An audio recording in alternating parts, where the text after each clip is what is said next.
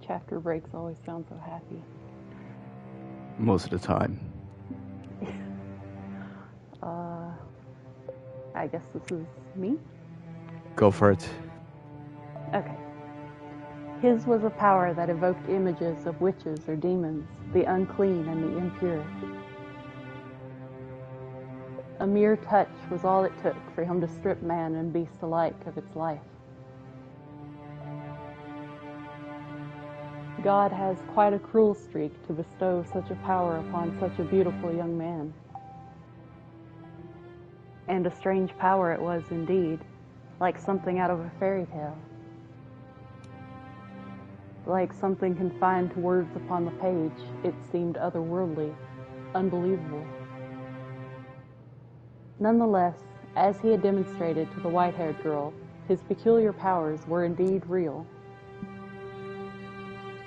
That said, the world has its fair share of oddities. It just so happens that those curiosities tend to remain hidden away, known only to a few.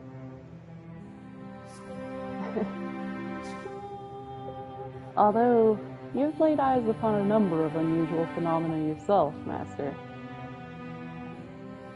The doors to the past through which we have passed. This very mansion. And as a matter of fact, the two of us. Now, as you just saw, the white-haired girl found herself enraptured with this man and his accursed power. How do you think Michael acted in response to her proclamation?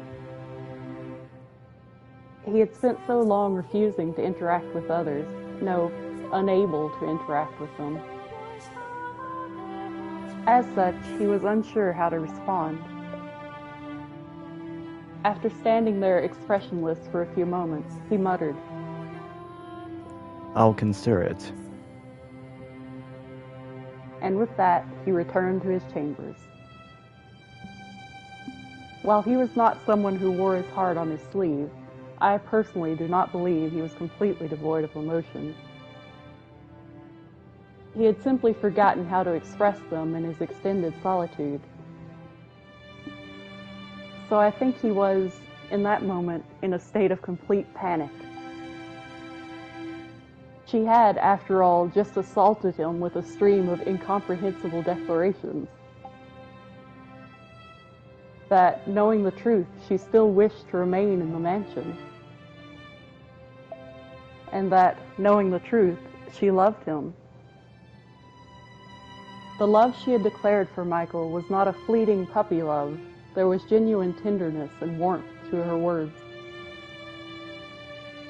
But he had gone through his life shunned, feared, pushed away. To him, that was normal. He had never given anyone reason to have any fondness for him. So he found himself utterly unsure how to take the affection she was showing.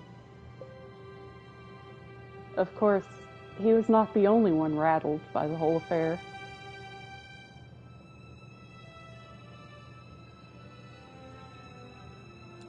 Oh dear. Several days had passed since Michael had asked for time to think. He had still yet to show himself again. This is all my fault.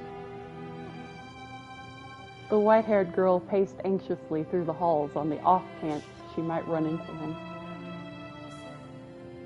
As per his request, though, she kept her distance from his chambers.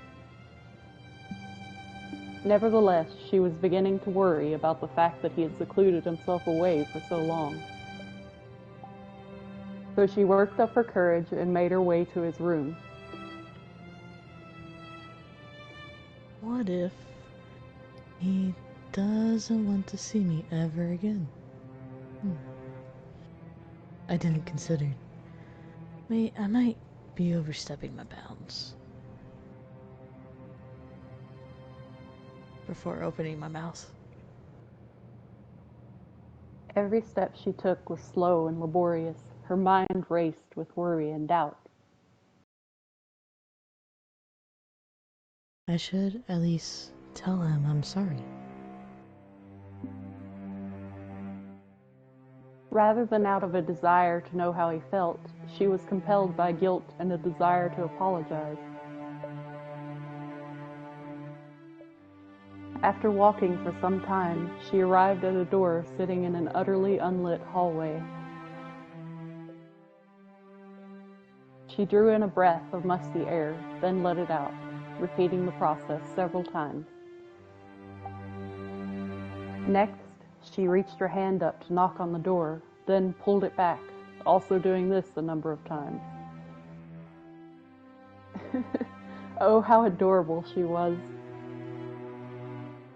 I wanted nothing more than to give her a little nudge. After all, she was too sweet a girl for her worries to be anything but misplaced.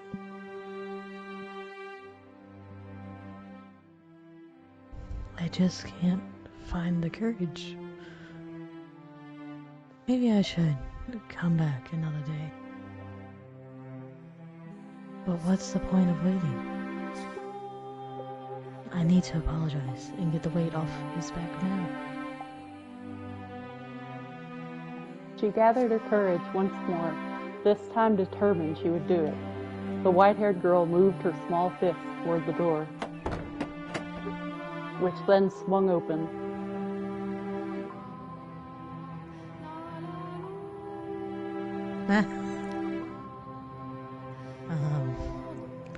I'm sorry.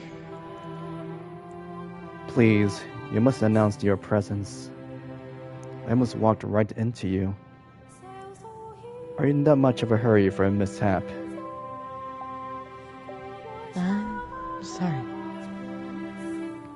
And I believe I told you to stay away from my chambers. You did. So I spent a long time debating whether I would, but I decided I really wanted to tell you that. Oh, well, actually. I am truly sorry. What?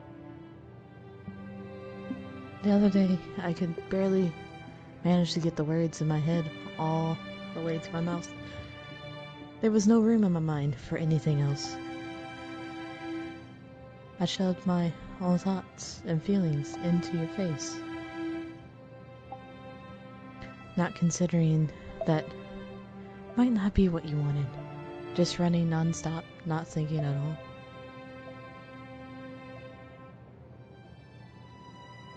I was terribly disrespectful to you. Completely selfish. You're a kind-hearted man. I truly believe that. But you were being courteous because you're a nice man. I'm sure you have a little interest in the affections of a queer little girl. So, I would love it if I could stay here. It would be wonderful. It would be a wonderful blessing. But if you really don't want me here, if my feelings are imposing on you, then I apologize. I'm sorry, and I'll take my leave of this house.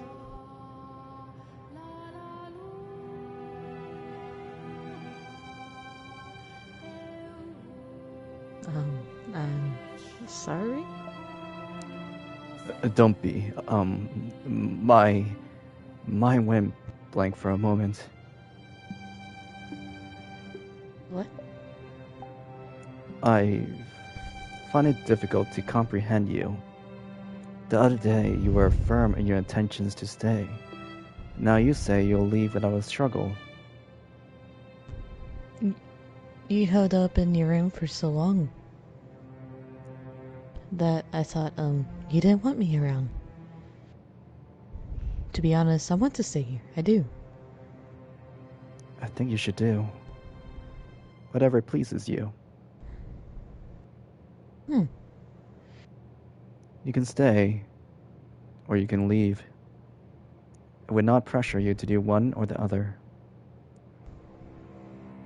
So I'm not imposing. To tell you the truth, I had to think about that for some time. However, I've now come to something of a solution. Since you're here, come to my room. But I wasn't allowed to. To prevent what almost happened a few moments ago, so we don't accidentally run into each other. Sorry. You're forgiven. Now come in. Okay.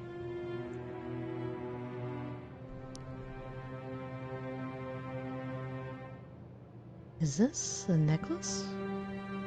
If that's what it looks like to you, then I suppose that means I succeeded. Pick it up.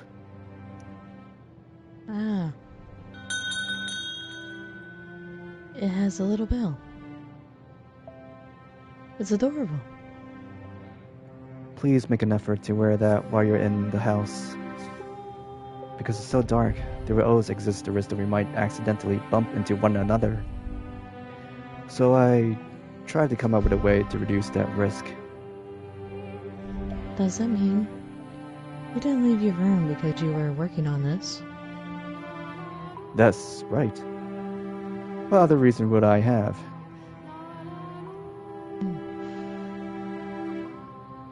I think most people would assume it was because they put you in a bad mood or that you didn't want to see them. I have little sense of how most people see the world. Sorry. I appreciate it though. I'm really glad to know that you put so much thought into a life together with me. It would be difficult not to, after the other day.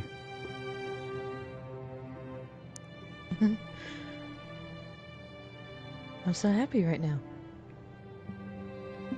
I can't think of any better word to describe it. I couldn't be happier. You're being dramatic. To tell you the truth, I feel a little bad about it. Why? It seems rather impertinent to affix a bell to someone. You're not livestock. You're a person. That's why you turned it into a necklace. Thank you very much. I'll keep it on me at all times. I really, truly appreciate it, Lord Michael. Don't call me Lord. Please. Alright then, I'll just call you Michael. And will you please call me Giselle? The windows. What? If we could open the windows. Never mind. I was just thinking you wouldn't need the bell at all. We could get some light in here.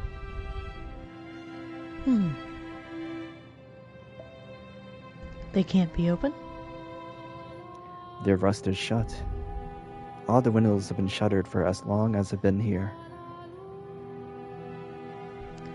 I assumed you had boarded them all up. That was done long before I ever arrived. After so many years here, though, I hardly consider it an inconvenience anymore. It also serves to repel wanderers.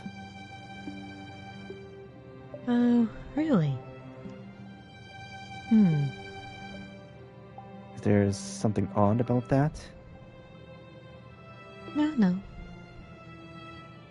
It's just, I realize I had the wrong impression about a number of things.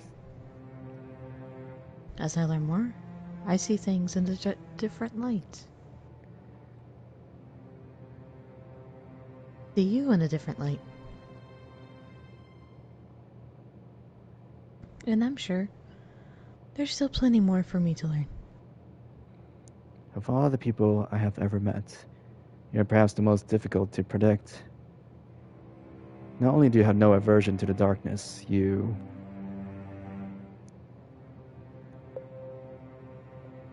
The dark has always been a close friend of mine. Which isn't to say I dislike the sun. Its light can simply be a bit too strong for me.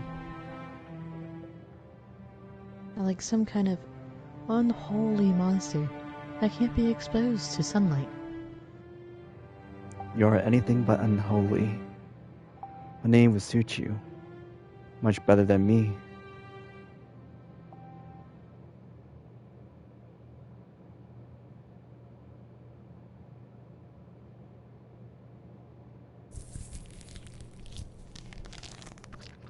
That day when I first saw Giselle, I was wary of her, apprehensive.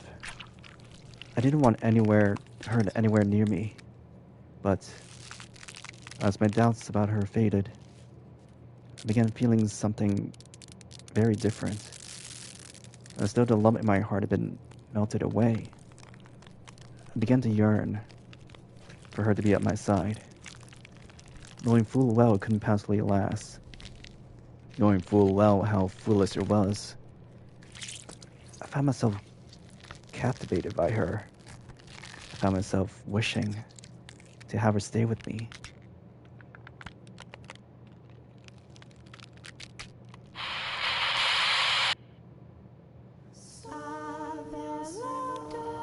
That was some good ASMR.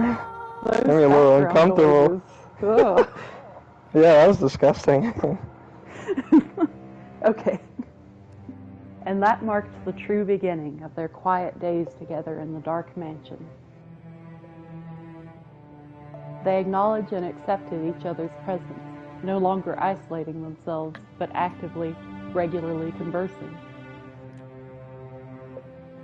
As mundane as it might seem, it was something they had been unable to attain until then. Nevertheless, they were still somewhat fumbling around in the dark with one another, drawing closer and pushing away again. Michael, in his own ungraceful way, was beginning to open himself up to all the things she said. And the white-haired girl was beginning to smile with greater frequency. They had taken to dining together, and her wish of learning to read was being granted. He taught her in the feeble light of a candle placed upon the table, the two sitting across from one another. Though Michael seemed to be well educated, he had not been instructed in the art of teaching, so he found the process quite grueling. But to the white-haired girl, the longer it took, the better. His primary objective was, after all, her primary objective was to spend time with him. The days passed, and eventually she reached the point where her comprehension was adequate enough without assistance. Her next request, then, was for them to read through a book together.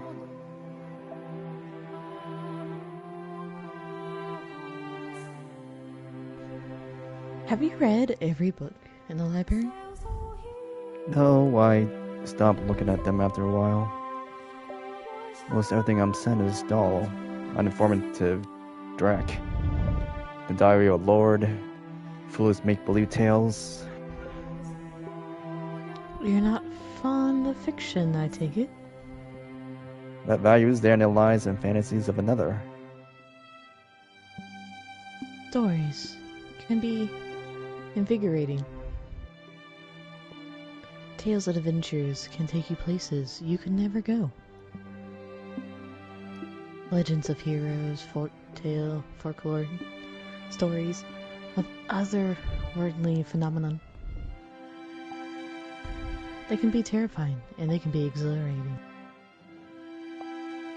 They may not be real, but they give you a little glimpse into the author's heart. Let you feel like you've seen the same things that they saw. You're a very empathetic girl. Fiction inspires nothing of the sort in me. However, Perhaps long ago it may have been able to, though it can no longer remember what it feels like. I'm sure it'll come back to you. You're not an empty man.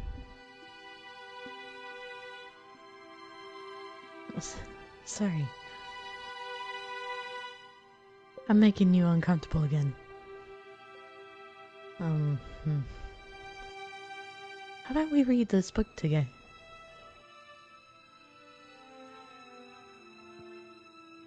It appears to be a collection of legends. You haven't read this one yet, then? That's good to hear. It'll be more enjoyable if it's a new experience for the both of us. It looks like it's a record of local legends. The book is divided into several sections, though it appears to be mostly superstitions. I am curious what kind of stories this area has. The two of them were looking down at a simple, undecorated volume. As the white-haired girl had said, it seemed to be a collection of local legends passed down generation to generation. They sat across from one another at the table, her turning the pages, and Michael simply watching so as to not brush against her. Eventually, her eyes were drawn to a particular word on one of the pages, bringing her hands to a stop. The witch.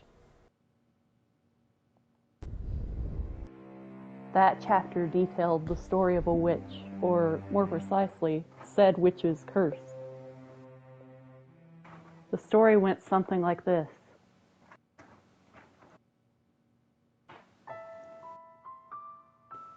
There once was a witch, skilled in the dark arts.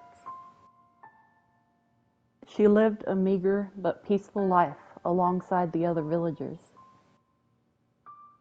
But then a long, long drought struck the village, which the people blamed on the witch. The witch was sentenced to death, and as the fire blazed around her, smoke rose high into the air. The smoke soon became rain clouds, blessing the village with an end to the drought.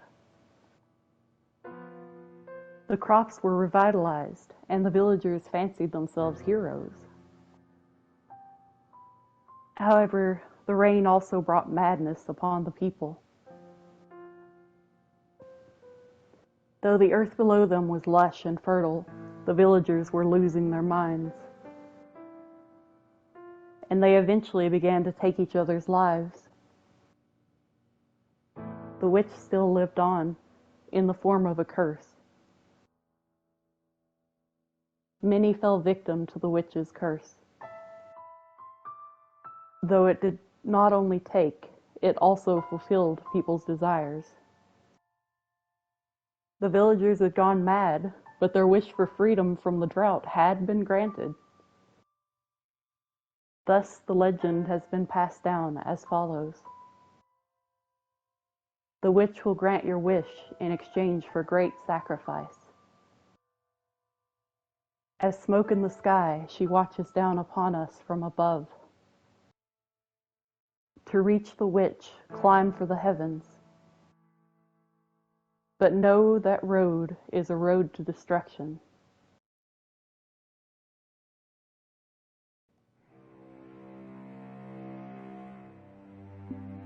People still believe the witch's legend, even now, I suppose. And that's why I face accusations of being witch.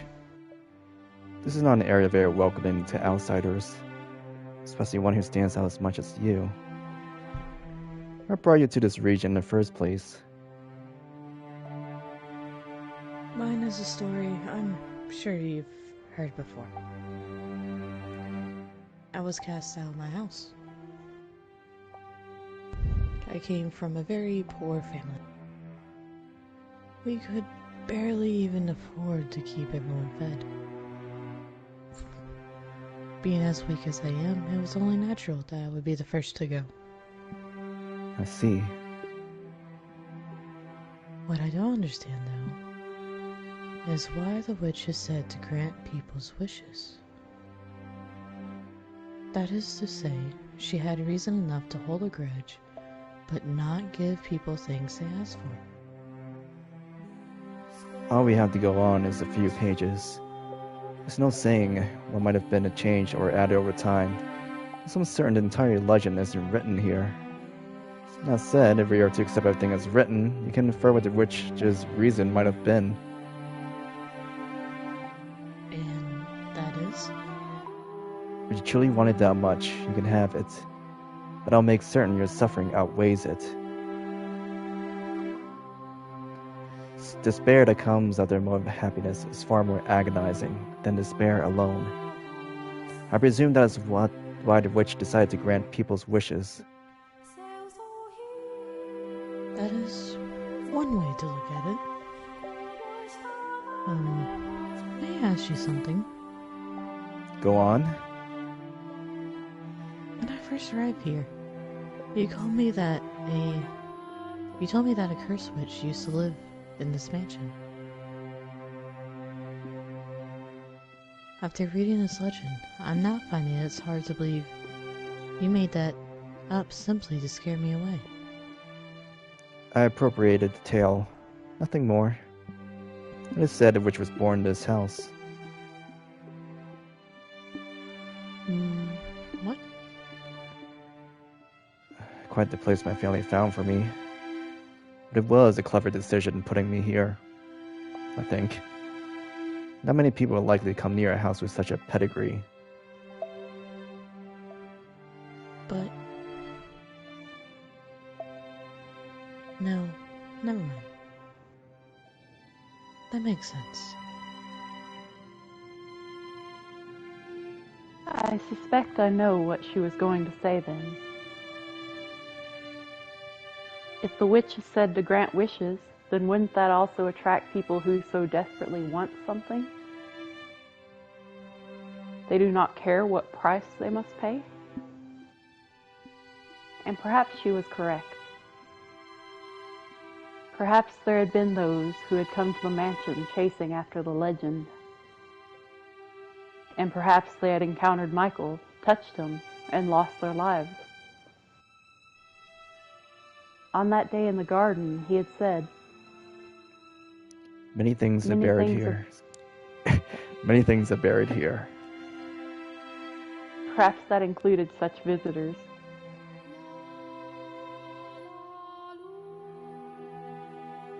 I wonder if that story might be more than superstition. If the witch of legend really did exist, what would you do? It might be nice to talk to her, maybe. That's all? Really? I feel a little bad for her, though. The only people who ever visit her are there to ask for something after all. I can only imagine how lonely that must be. I swear, I cannot comprehend the way your mind works. Sorry. Although, if we assume the legend is true, I have an idea what a climb for the heavens might mean. Oh? The mansion has an observation tower. Or I suppose what used to be an observation tower. At any rate, it is quite a tall structure. This is the house where the witch was supposedly born. A tower reaching for the heavens. Seems like the perfect place to find her. If she really is here. Yes. I remember seeing a rather tall structure as I first approached the mansion. Would you like to see it? Of course. Please, lead the way.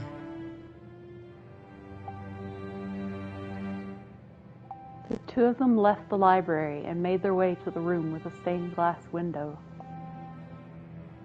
At the far end of that room were the stairs to the observation tower.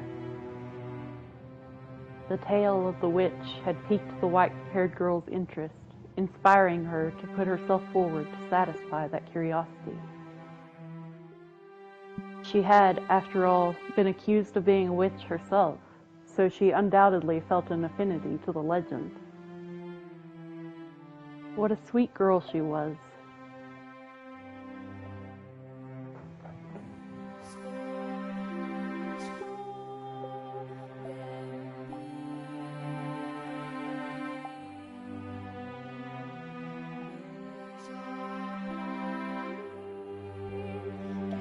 With Michael in the lead, the two climbed a long, long spiral staircase. There were many more stairs than the white-haired girl had anticipated, and she soon found herself short of breath. Rectangular windows were carved out of the stone in regular intervals. Peering through one of them, she could see a village in the distance. A pleasantly cool, high-altitude breeze brushed across her face.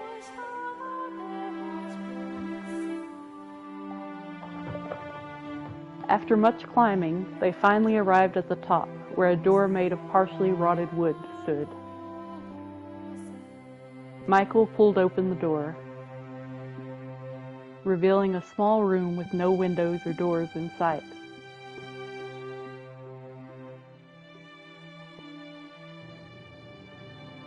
This is the top of the tower?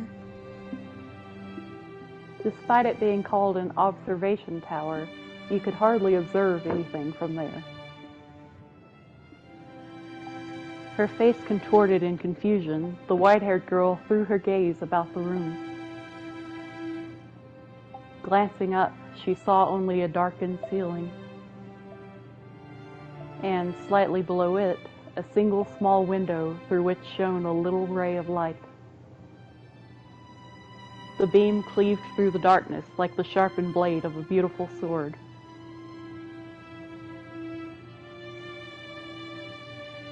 The darkness draped over the rest of the room only served to make more impressive that solitary ray of light. It had a magical, fairy tale quality to it. As if being pulled in by it, she drew toward the light. I suspect there was once a large window in this room. If you look closely, you can see the seams in the stone of that wall. The colored stone differs slightly on either side of the seams. I presume something caused them to seal off the window after it was built. Though I don't know what that something might be.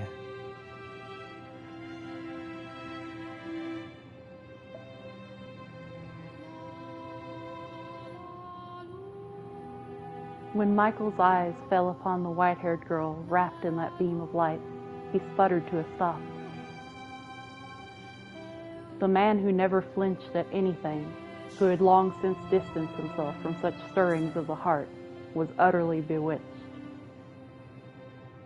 He had never seen her illuminated so vividly before, and he was having a great deal of trouble finding the words to describe her striking beauty.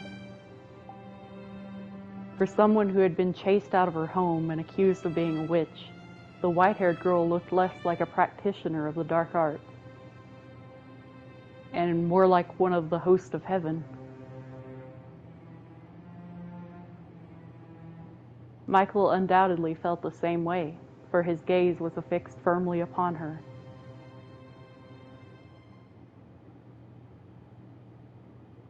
Dazzling, isn't it? Like a staircase leading to heaven. Yes, perhaps so. Is something the matter? No, I'm fine.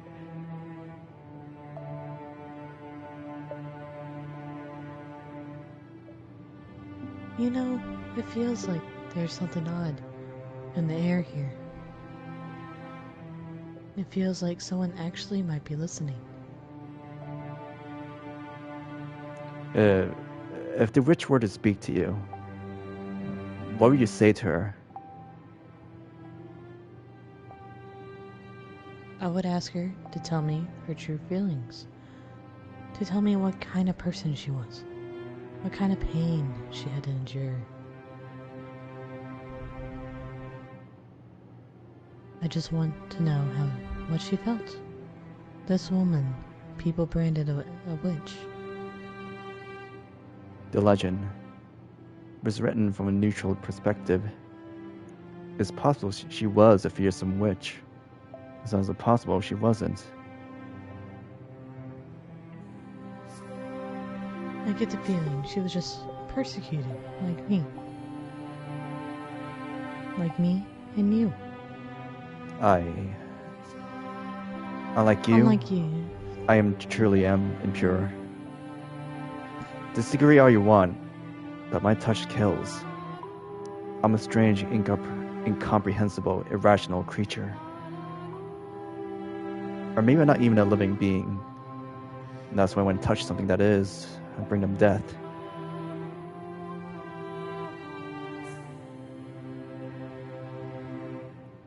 If only I actually were a witch. If only I actually had some kind of extraordinary power. Extraordinary power. Regardless of whether it came from God or the devil. Then I would be able to grant people's wishes. My wish need not be granted. But that's what I want to do. I wish to be able to touch you.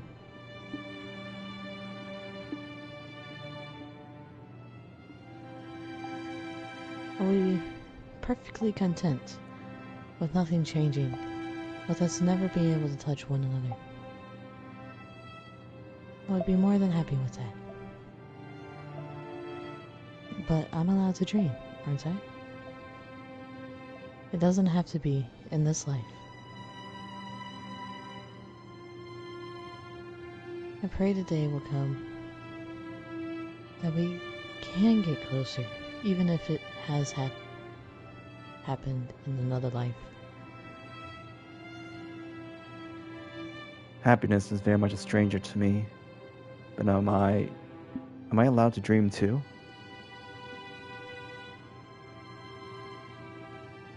You are. I would never touch you. I swear it. But I would like to dream about it. I would like to imagine placing my hand upon your cheek. You can. Reach your hand out for me.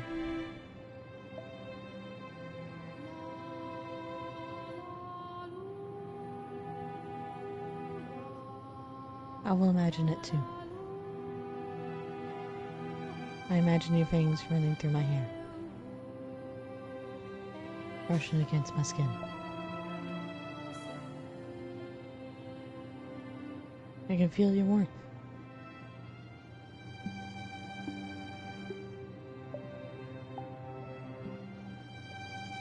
There was a wall between them, a wall they could not cross. For if they did, it would mean the white-haired girl's death. No matter how much they yearned for it, they could not touch one another, so they did so within the confines of their imagination, envisioning it in as much detail as they could manage. It was sad, but sweet, a moment of pristine, untainted beauty.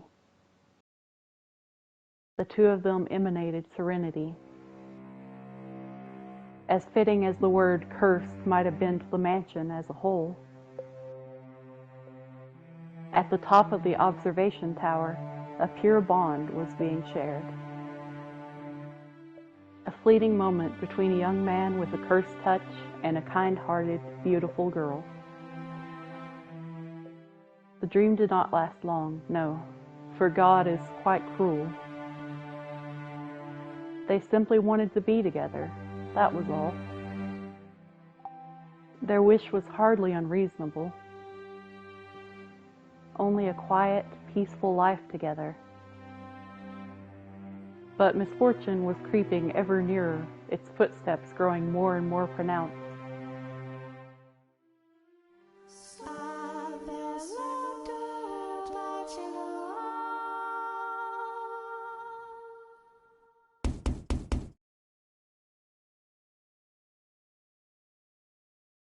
Hmm. Is someone at the door? The flow of time was hazy within the mansion's walls. They had little way of telling whether it was night or day, preventing them from knowing exactly how much time had passed. The white-haired girl had made a habit of climbing the observation tower every so often to see whether the sun was up, which allowed her to approximate the time of day. Consequently, when she heard the knock on the door, she was not aware just how deep the night was outside, that forest and beast alike lay quietly at rest. Oh, right. The stores and the sellers are almost exhausted. It must be this month's delivery. Not thinking it was worth bothering Michael over, she made her way out of her chambers and headed for the entrance. There had only been a single knock, leading her to conclude that, as before, the servant had simply left the box outside the door. So without a second thought, she opened the door. And there she saw a strange, vagrant man standing in the moonlight. His clothes were tattered, his bearded face bony and emaciated. She gasped, shrinking back several paces. The heavy door began to swing shut, but the man forced it open, glaring down at her with unfocused eyes and mumbling. Greg. Are ye the witch thou grant people's wishes? It was in that moment that the white-haired girl realized she had been careless. The man had sought out the mansion because he believed the legend of the witch. And he did not seem particularly bright of mind either, perhaps a result of wandering through the forest for several days, or perhaps it was because he was so beaten down that he thought to ask for a witch's help. In a word, he seemed mad. No. There's no witch here. Sure there is. Don't you lie to me. I can hear the witch's voice. She led me to the house. I promise you, there isn't. Now please, be on your way. Have you any idea how long it took to find this place? How many days of going up food or water? And you're telling me to get lost? I don't know what you want from me. I'm happy to give you a little food, so please. Is there really no witch? There's no witch here. It's nothing but a legend. If she does exist, she doesn't live here. I see. Then that means you're just an ordinary person. Just a person. Just a girl. So there ain't a thing ye can do. No, get away from me. What are you doing? Why waste time waiting for you to get me a little grub when I could just take it all? I'm starving here. So hungry I could eat human. You're about to commit a grievous sin. You're not shameful to act in defiance of God? God? If I believed in God, would I come begging to a witch? I don't fear him. I sure as hell don't fear people. Who's gonna show up at a house in the middle of nowhere? Who's gonna call me out? Who's gonna stop me? No one. That's who. No one's gonna stop me. No one's gonna offer me salvation.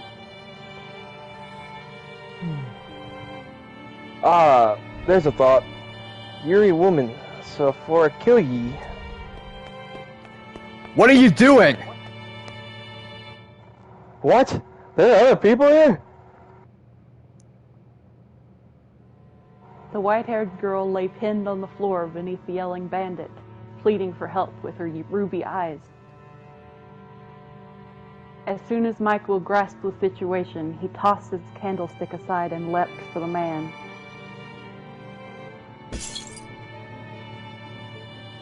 The candlestick gave a sharp clang when it hit the floor. The impact extinguished the flame, bringing the mansion to near-perfect darkness. Something glinted in the bandit's hand, and then, without hesitation, he thrust it at Michael.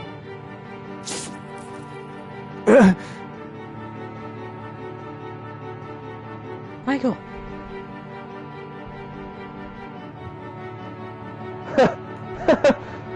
How stupid must he be to come at me unarmed? In his hand, the man held a knife, its tip dripping with Michael's blood. Red spilled from the gash in his arm, the flow growing heavier with each passing moment.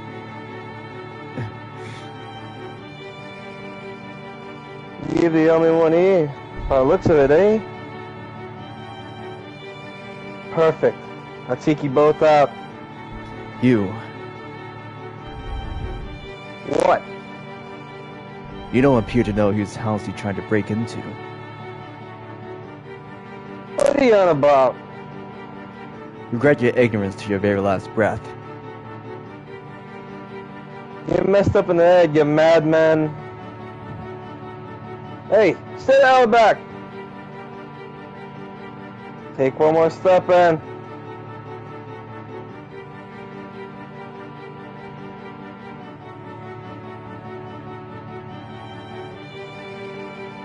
I inherited the witch's curse. Let go! Michael clutched the man's face in one hand. The man raised his knife to strike back, but...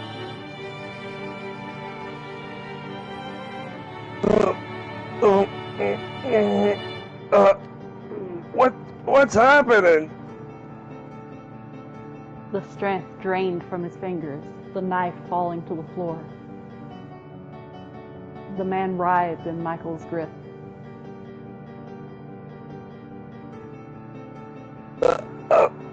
Me face. I can't breathe. Leave this place immediately, though you won't get far afflicted with my curse.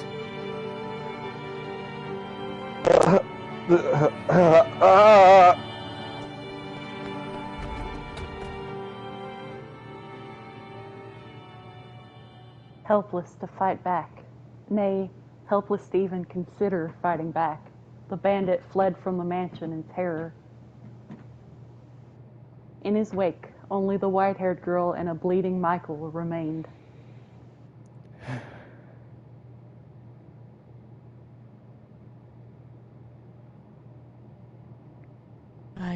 I just saw a man's life drained from him. His face withering away, sunk completely dry. I didn't doubt him, but dear God, that was quite disturbing for you, I'm sure. no, not at all. It's my fault anyways, if I haven't been so careless. Oh, your arm. We need to get that wrapped up. Please, do not touch me. You mustn't touch me. The wound is hardly fatal. It's all my fault. I'm so sorry. No, a degree of blame falls on me for saying nothing. Next time someone comes to the door, let me know. I'm sorry. Please, you don't need to apologize. Well, Yes? for once, I'm actually proud of myself.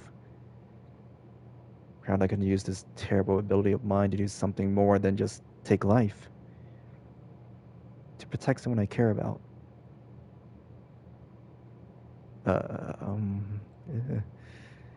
So like I said, please don't apologize. Alright. Thank you. Michael? Hmm? I'm glad you're here. I care about you too.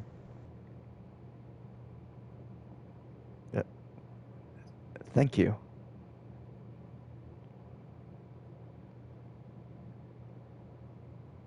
Had the flame of Michael's candle not gone out when he threw it to the floor, he would have seen a heartfelt smile on the white-haired girl's face, and she would have seen a flush of red and an awkward smile on Michael's normally blank face. He also might have seen a little glimmer on her cheek,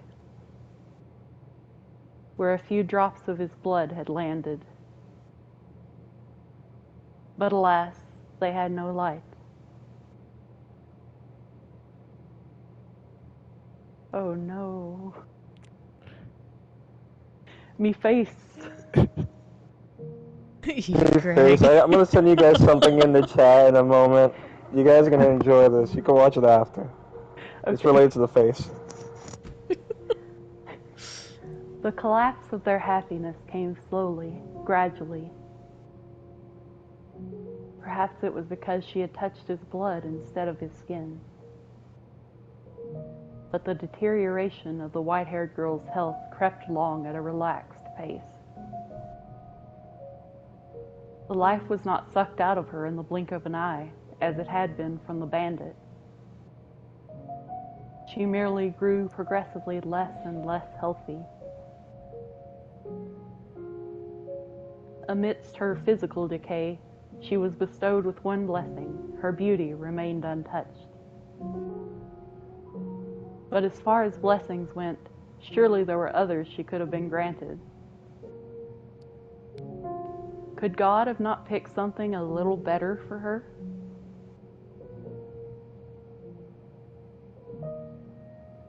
By the time the two of them realized what was happening, it was already too late. The white-haired girl had grown so weak she could hardly leave her bed.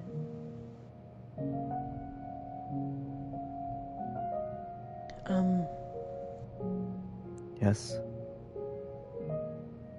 Oh, you are there. I am. Thank goodness. I can't see very well anymore. How could this happen? I thought I'd saved you, but no. I did the exact opposite. Please, don't talk that way. You did save me that day. But you're on the cups of death now. It's my fault. Because this curse I bear. How? How could this happen? Why does this have to happen? What am I? Why was I given this body? Michael? Can I, ask you a favor? Go ahead. Stay with me, please. As much as you can, until the very end. I was going to do as much anyway. Thank you. I'm happy, Michael.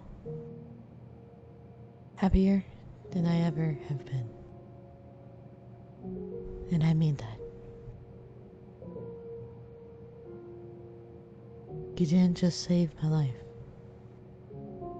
You saved me. I've been saved. But only me. Wonder how he'll handle things while I'm gone. If only I hadn't opened that door today. I wouldn't be leaving him all alone. And we could be happy together for even longer.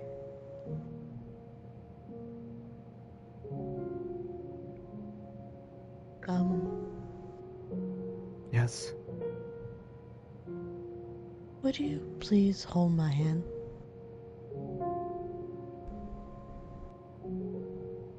I think it's probably safe now. I will not. I cannot touch you. If I do, I might take what remains of your life. Take your beauty away. Or force you to die hideous.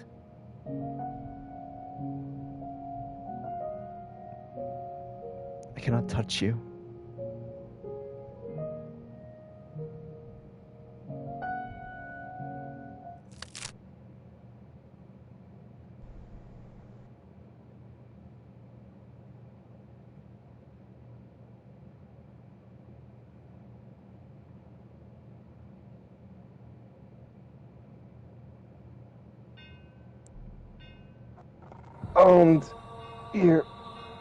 It hurt.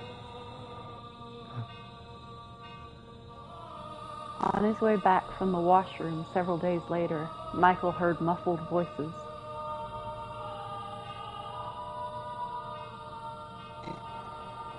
Got it? Good.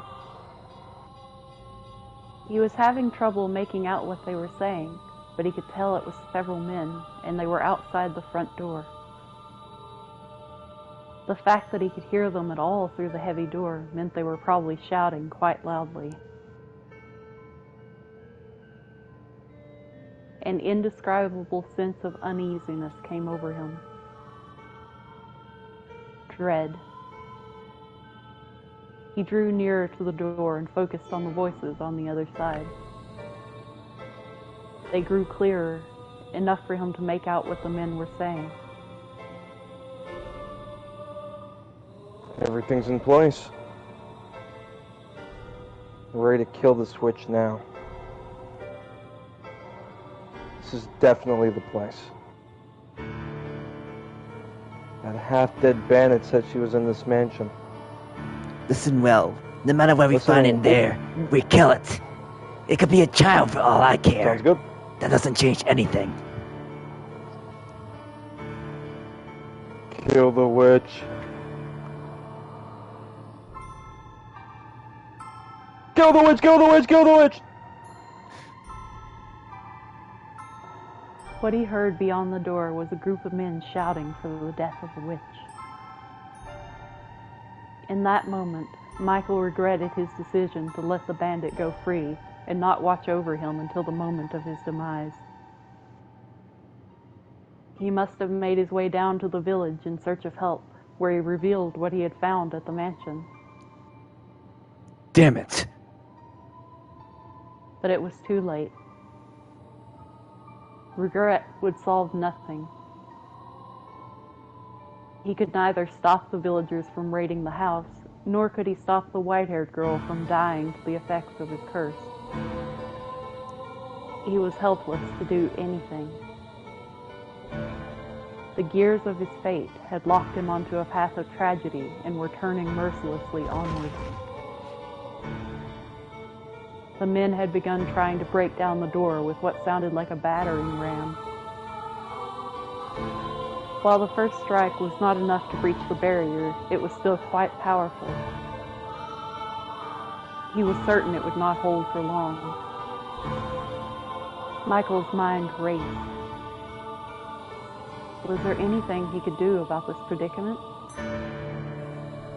How could he escape from the corner he had been backed into?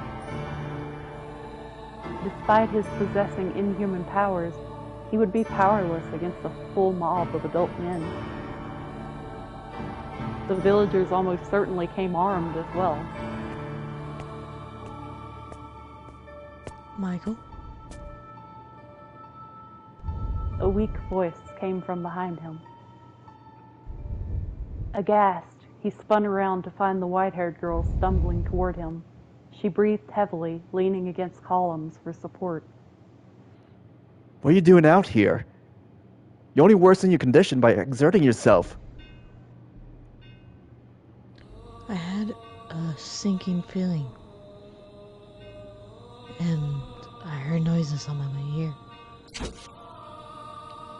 It seems that I brought all my misfortune upon you.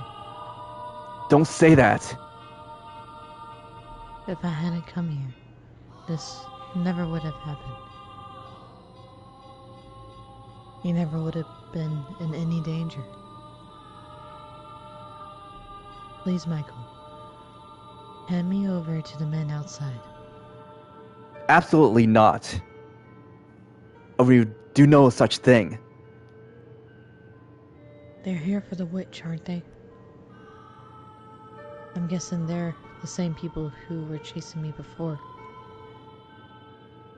The village had a poor harvest this year, I heard. Like the village in the legend. They believe it's the witch's curse. But you're not a witch. They need someone to fill the role, though. So please, hand me over. And then escape on your own. I could never. Please, Michael. I'm the one who's cursed, not you. And you want me to hand you over? What do I have left then? Nothing. Not a thing. I would have nothing. After so long, I finally found someone who isn't afraid of me, who won't run. I have no interest in a world that would take you away from me, make me live alone once more. To hell with such a world. Michael.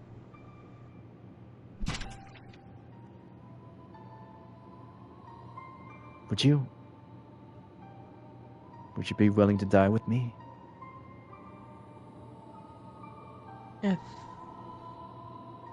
If that's what you wish.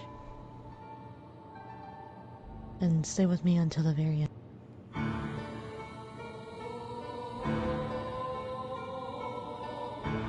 I probably wanted to hear that just as much as him. No, not probably. I did. I wanted to have someone at my side as much as him. It's so lonely not having anyone. To live alone, to die alone. To not have anyone watching over you. And no one to even know you're I simply wonder. No one to tell me they're here for me. To be there, to hold my hand. How wonderful that would be. The sense of utter relief it would bring would be enough to cast away all the pain. Allow me to accept all our suffering. Please, tell me you'll...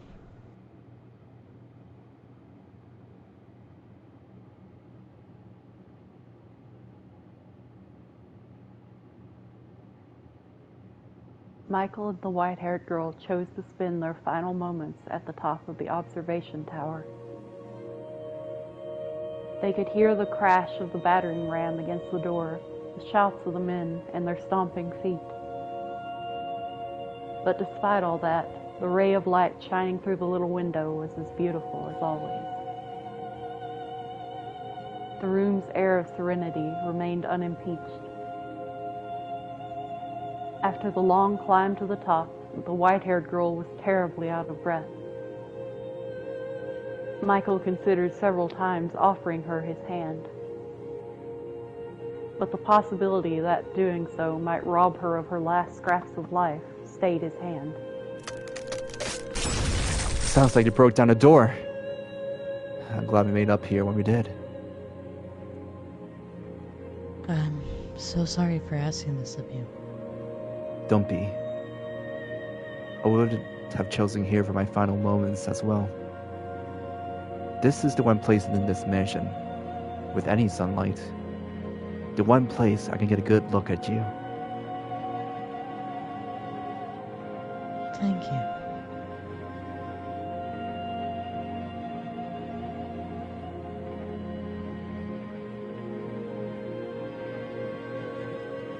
I'm truly glad that I'm able to end up here.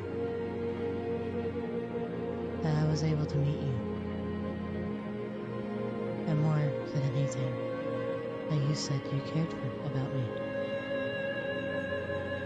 Have I managed to become an essential part of your life? Do you even need to ask? I wouldn't be here otherwise. I feel the same way as you. I'm sure of it. The two of us are more similar than you probably care to admit.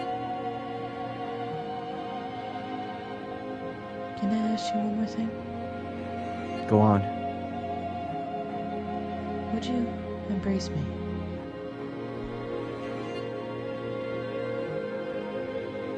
If this is to be the end, if this is to be my last chance.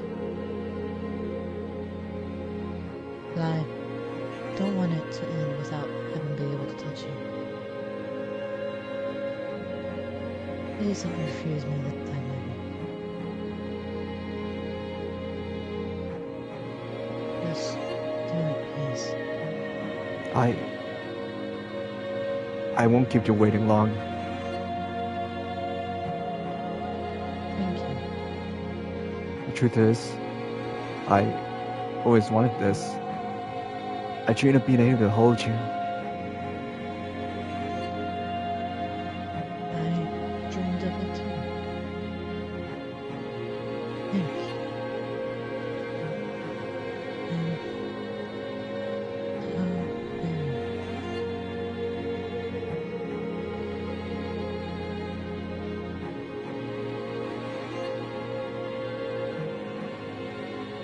You're still so beautiful. What a cruel joke. Could you not given us some other miracle? One to allow us both to survive?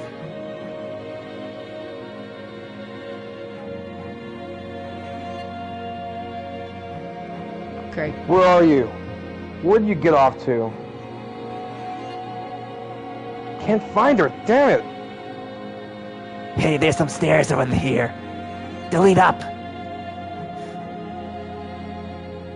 Beneath the single ray of light, the white-haired girl lay completely still. Not even a frail sigh escaped her closed lips. She remained as gorgeous as ever. It was as though she had simply fallen asleep in the sunlight. Looking down upon her, Michael determined to do one thing. I would not allow anyone to sully the sight. He gave a fleeting glance back at her pristine corpse, then opened the door and stepped through it alone. He would protect that room where she lay.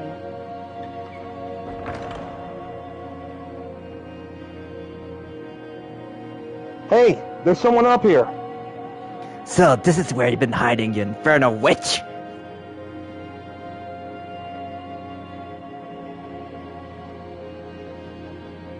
Wait, that's not the girl.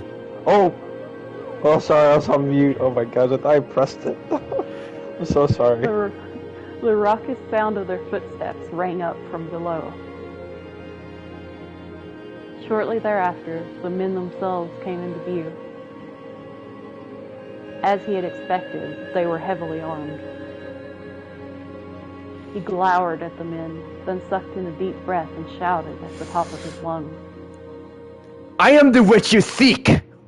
I have inherited her curse. It is I who brings calamity upon you. You hear that? He's, Man and woman, it doesn't matter. Death to anyone who has ties to the witch. Cleanse this earth of all impurity. kill him! Kill him! Kill him!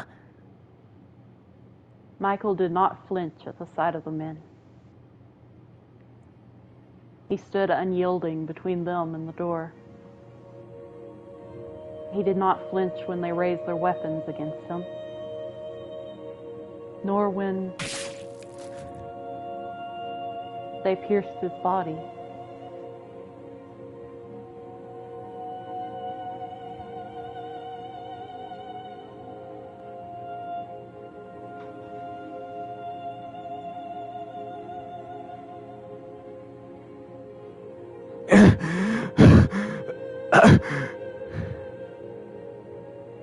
Die, and take your curse with you. I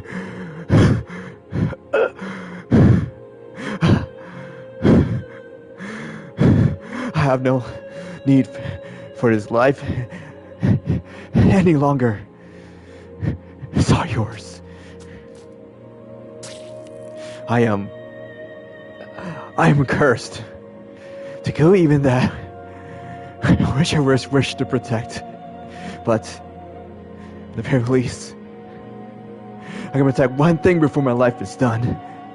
Not even one of you will leave this place, wither and die by my curse! The blood spilling from his skewered body flowed down the stairs, down and down like a little river, soaking the feet of every single man who had stormed the mansion. This was the last thing he saw before the final grains of life slipped between his fingers, which brought a faint smile to his lips.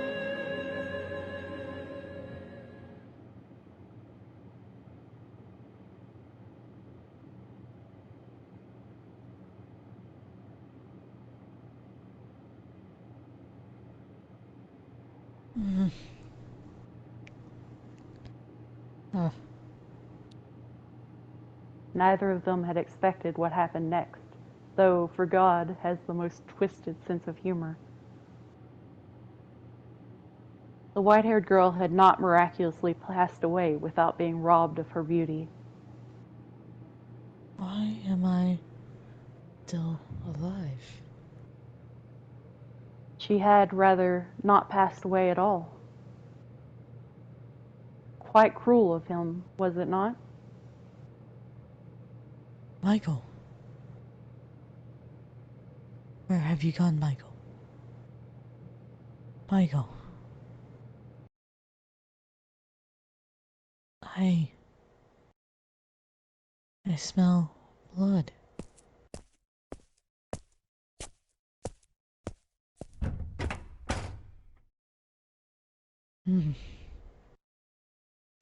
For had he allowed her to die, she would not have been made to witness the scene that awaited her. No. And I am sure you know just what it was she laid eyes upon in that moment.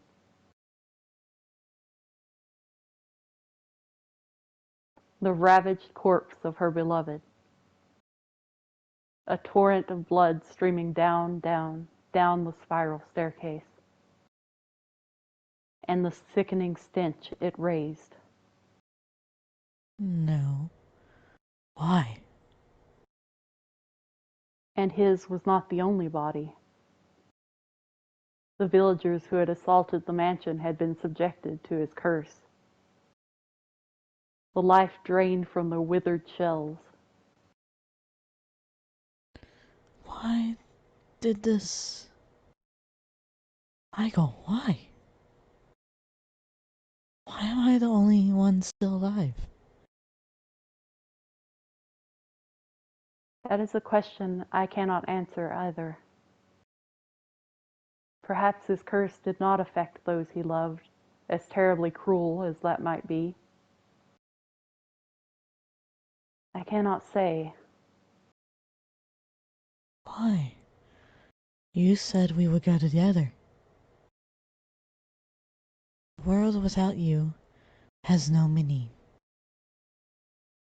Had she actually expended her life there in the room at the top of the tower, perhaps this tale could have had a happy ending. She would have at least been able to have the man she loved at her side until her very last moments upon this earth. But that was not what had transpired. She had survived, been left utterly alone. I felt a profound pity for the miserable girl. So I called out to her.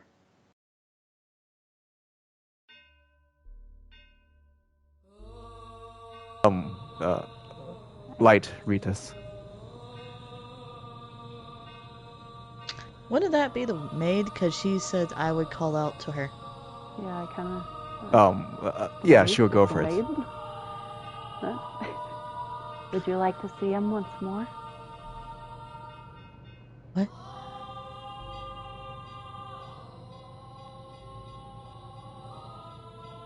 I have the power to help you meet him again. Who's there? Where are you? You know what they call this mansion. So who do you suppose remains on these grounds? No way. You're from the legend. You actually exist. Now, I ask you a simple question. Would you like to see him again?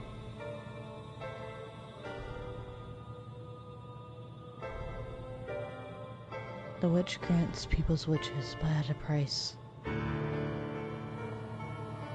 I said I want to ask for assistance if I meet her.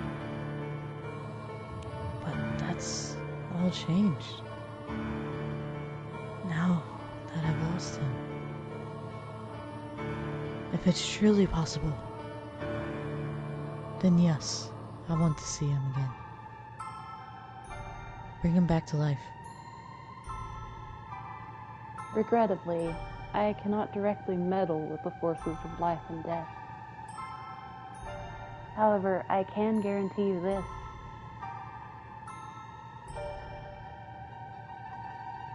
Your reconstruction. Reconstruction? Correct. To ensure that you remain as yourself in future lives and are not reborn as someone else, your body and mind shall be reconstructed, as shall his. If you sincerely wish to reunite with one another, if you genuinely need each other in your lives, you will eventually meet again. All I can promise you is eternal reconstruction. What you make of it is up to you. You want to see him again, don't you? You want to hear his voice again, don't you? You want to feel his hand on your cheek once more, don't you? If that's what you want, then you must remain who you are. If you are simply reborn, that wouldn't be you. So there wouldn't be any point, would there? Me, as I am. And he as he is. Make up your mind quickly. I will not wait long. I want to see him again.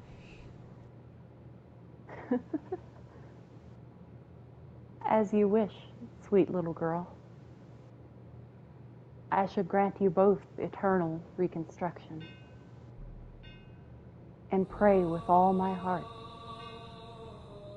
that you can attain true happiness.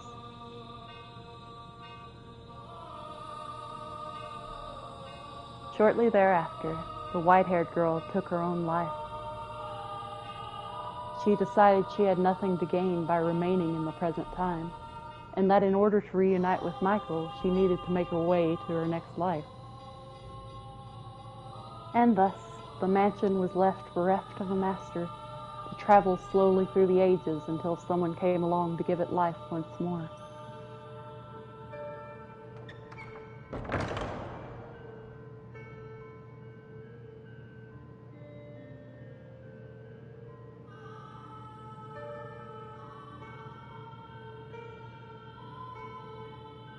But an unfathomable amount of time has passed, and the two have still yet to reunite. Have they, Master?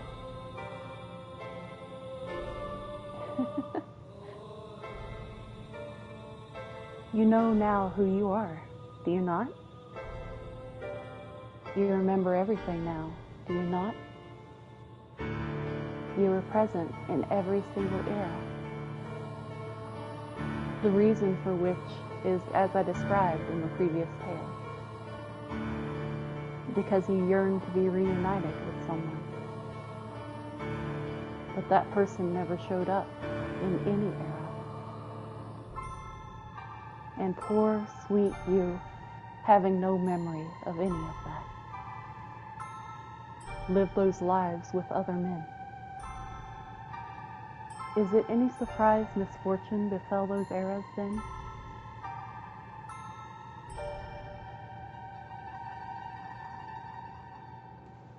Greg. The door swung closed. Rather than outside, you and the maid were inside the dull, monochrome room at the top of the observation tower. The awe-inspiring ray of light shone not through the lone window high upon the stone wall.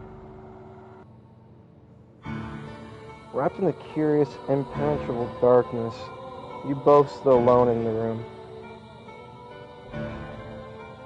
The maid wore a gentle but brutally cold smile as she looked straight at you. It is not your fault misfortune befell you. The only force to blame for that is fate. You were always so kind, so pure of heart. You had boundless trust for others in the goodness of people. You are the very image of all that is right. There is no greater misfortune than someone as pure and beautiful as you, being mercilessly thrown into the grinding gears of tragedy again and again. I still pity you for everything you had to go through. You poor, poor soul. You must be utterly exhausted, constantly betrayed, the man you were waiting for never appearing. After so long, your spirit worn down to the bone, you lost any and all awareness of who you even were. Who were you hoping to find wandering into this illusory mansion, cut off from the real world? You and I are the only ones here. The man you seek is nowhere to be found. Have you still not figured it out? Then allow me to tell you everything. I am the cursed witch, Morgana, who haunts this mansion. And you are the tragic plaything of fate, the white-haired girl named Giselle. Did my calling you Master confuse you? If so, then I apologize. My habit of calling the master or mistress of the house Master is quite deeply ingrained. And yes, that means precisely what you think it does. That I have accepted you as my new master. That I wish for you to remain here. To stay with me. To let us put an end to this journey.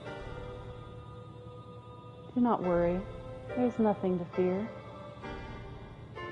We are simply going to step outside the river of time. Nothing unpleasant will ever happen to you again. I will be here with you for all eternity, and I will give you my utmost care. You will not have to wait for anyone. Forget about him, the man you once sought, and I am sure you shall find happiness. Please, do it for me. I have been waiting for you for so very long. I have wanted nothing more than to see you again. But you were continually stolen away from me, despite my sincerest desires to spend my days with you. Which is why I wanted you to recall everything. For surely you would not willingly repeat the same fate if you knew of all the pain it has caused you to suffer thus far. Spend eternity with me in the gentle embrace of darkness. The maid extended her hand for you. Her fingers, brushing up against yours, were as cold as ever.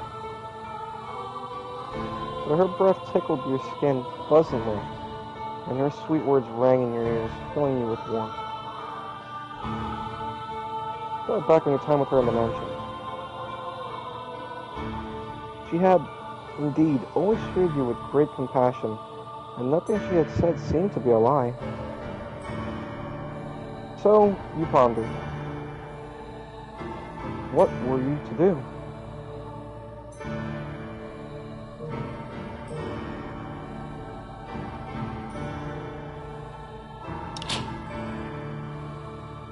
You saved.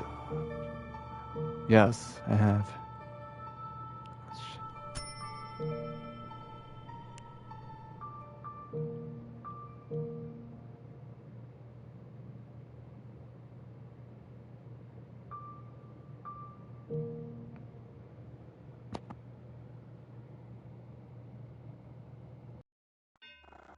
She was absolutely right. You had seen the excess of tragedy. You had borne witness to far too much pain. And your spirit was deeply wounded by it. You could not possibly endure any further tragedy.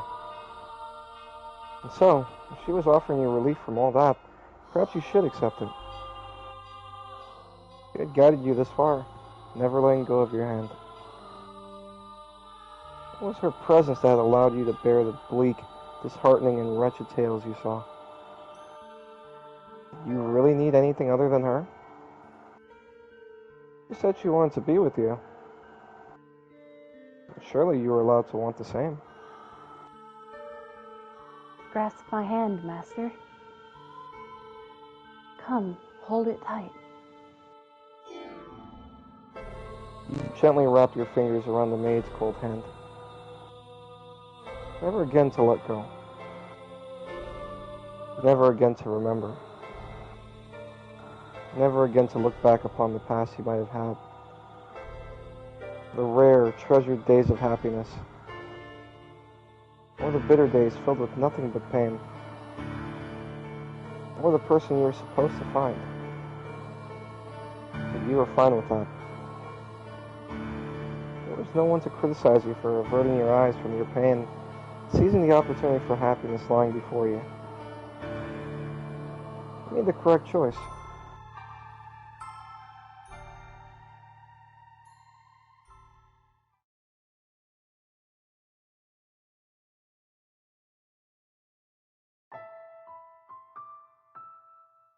Master, Master. Oh, thank goodness, you have awoken. I was getting worried there for a moment. What kind of herbal tea would you like to start your day with? I have some wonderful chamomile leaves, if you would like. Or perhaps your tastes have changed since last we met. Tell me, Master. I beg your pardon. I allowed myself to get too excited.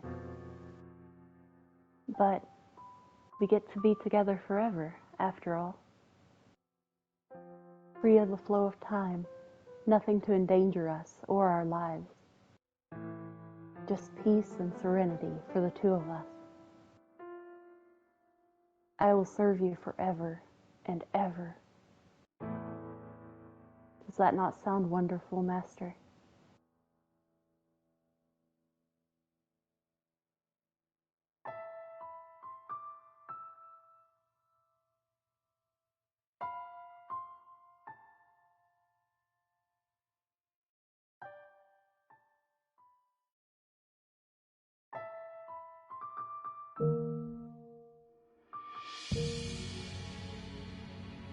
Couldn't we make the mansion better if we're going to spend eternity there?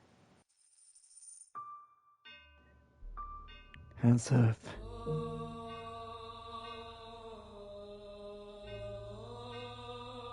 You could not accept the maid's offer. What she said was true. You could not give up on your search.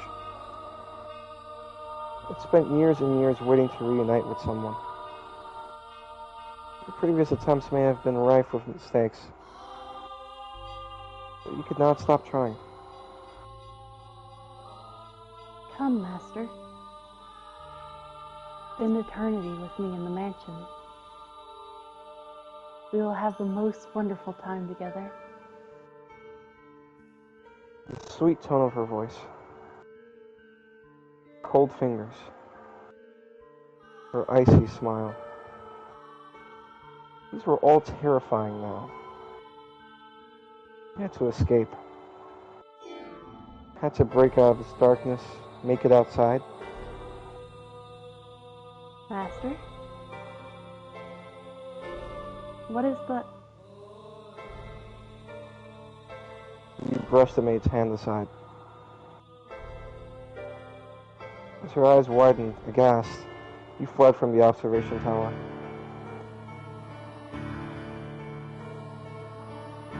Down and down the spiral staircase you went, though not a whisper of a footstep could be heard in the stone tower. The stairs seemed to go on forever.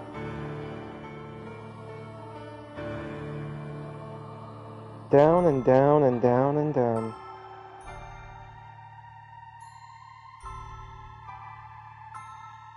At long last, you arrived at the bottom, dashing from the next room without a passing glance at the angel in the stained glass window.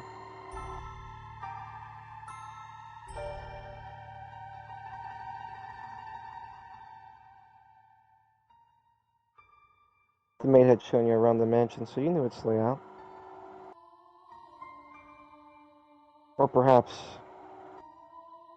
you were familiar with it even before arriving here. A large door came into view. The exit was up ahead. Master? But the next moment, her voice seized you from behind.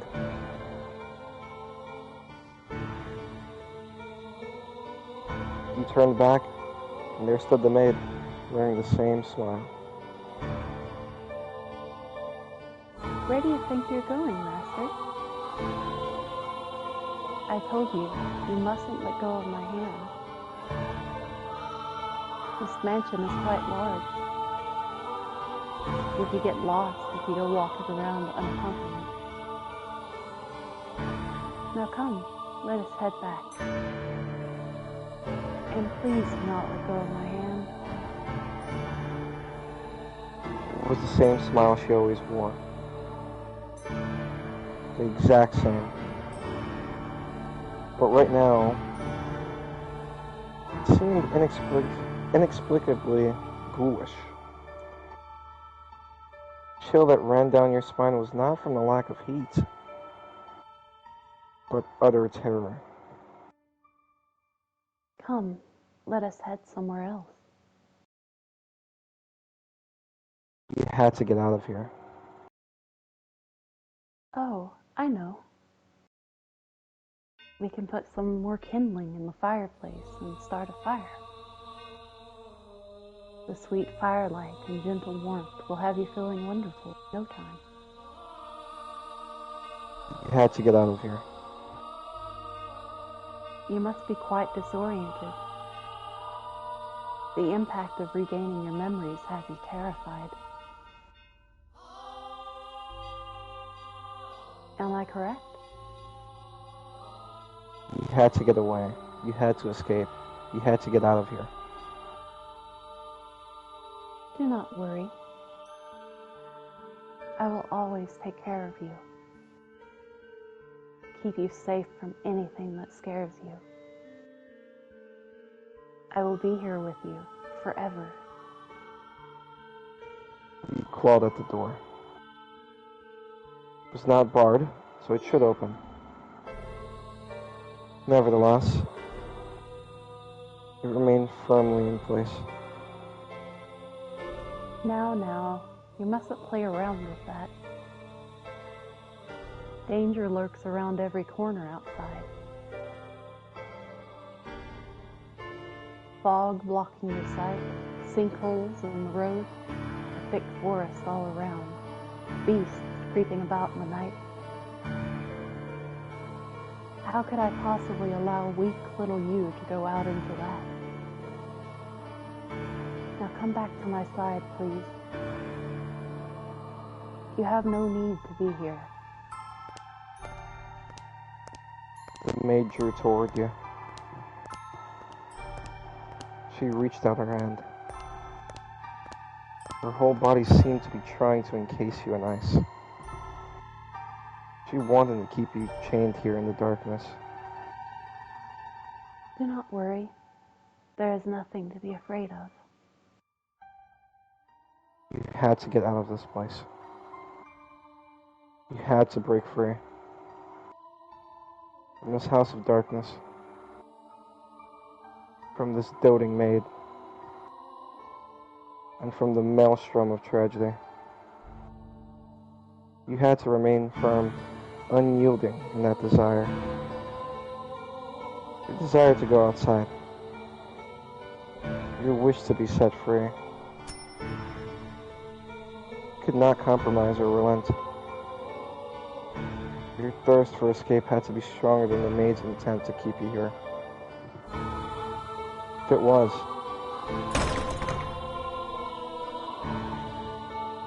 the door would surely open. Master! You dashed out into the light. There was nothing blocking your escape outside. No fog, no forest, no sinkholes, and no beasts in sight. The light was so bright it almost hurt your eyes. It was a world exactly opposite the darkness within the house. Master, please wait. You mustn't go out there. Come back, quickly. You could hear the maid's voice, but you kept running through the light, as far as you could go.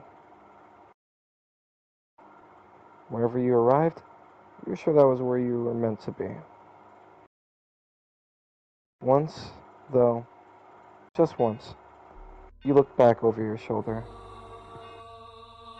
It was blurry in the bright light, but you could see the mansion there.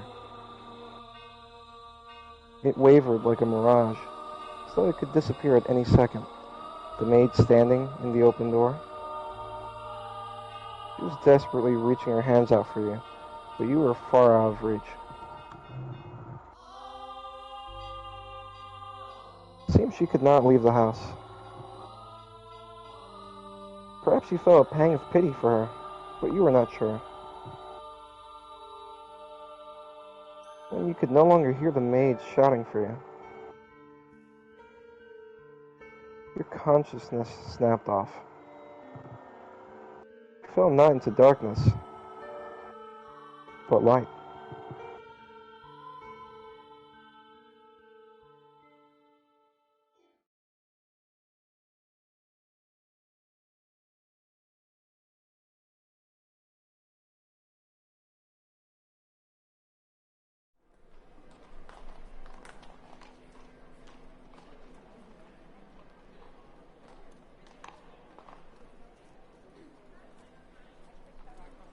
Huh?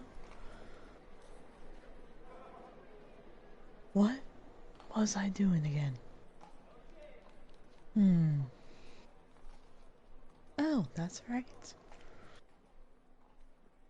I was on my way to school. Now, what was I doing dozing off in the middle of the road? I'm not sure. I feel kind of in a daze. Like I just woke up from a terrible nightmare. In the middle of the day? In the middle of the road. Nothing like that's ever happened before. Has it? Something doesn't add up.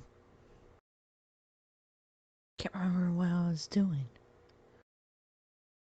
It's like there's a big grab in my memory.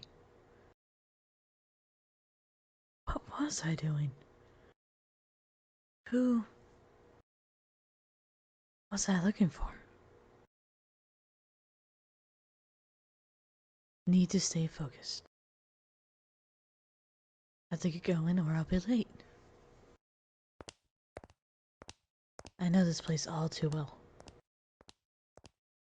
It's the same route I take to school every day. There's a vendor along the way that always waves good morning to me. Always the same route? I know this place. Yes, I know this place. I see it every day. Every day. Nothing changes. It's always the same. My perfectly normal, ordinarily everyday life.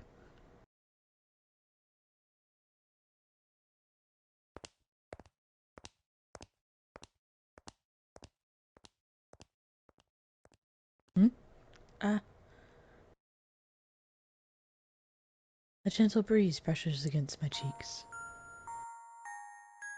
My hair flutters as my gaze flies upwards. I'm looking at a tall, handsome man with long hair and a somewhat despondent demeanor. I think I know this man. As soon as I see him, I feel like someone struck their hand in my chest and is squeezing my heart. It's hard to breathe, and the overwhelming sense of familiarity has me on the verge of tears. Elation jolts through all of my extremities. I know. This is the person I've been searching for.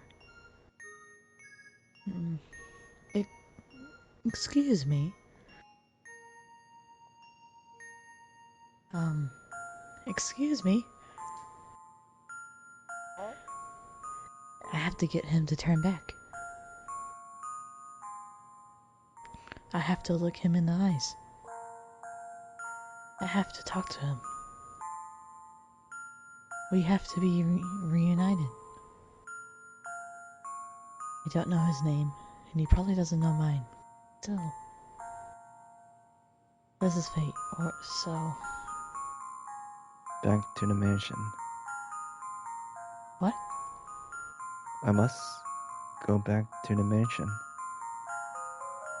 Hold on. There's something I need to tell you. How could I have made that mistake?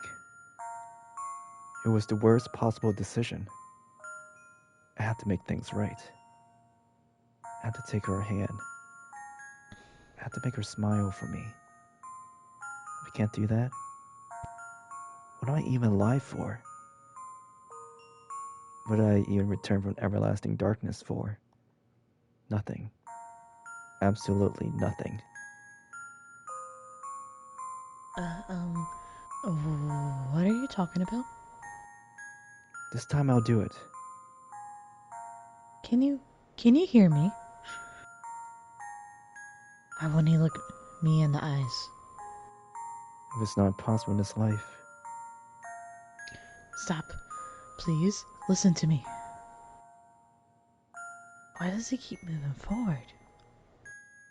then I'll just have to place my hope in the next one. Wait, red light. I beg your forgiveness. I made the worst possible decision, though I would not make the same mistake twice. No matter what form you may assume, I will not err again.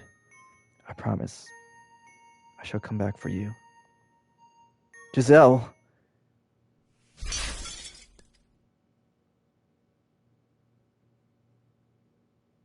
Hey, someone call an ambulance! Someone's been hit by a car!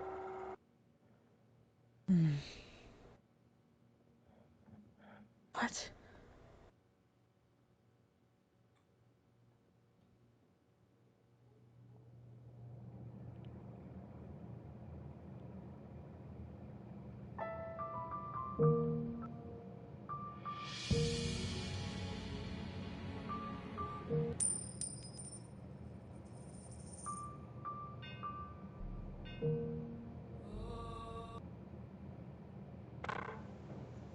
Something seemed off. Not only with the story she had just told, with her, and with you, yourself. Assuming everything she had said was the truth.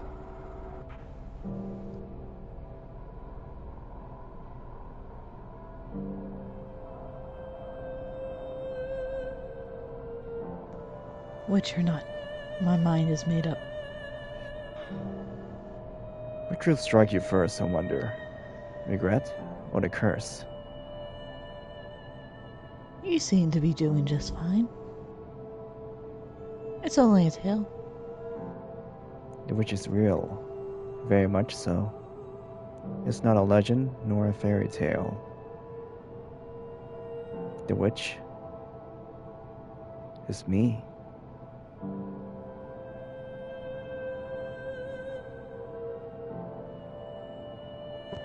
That's right. It wasn't the white-haired girl who had claimed to be the witch. That wasn't all.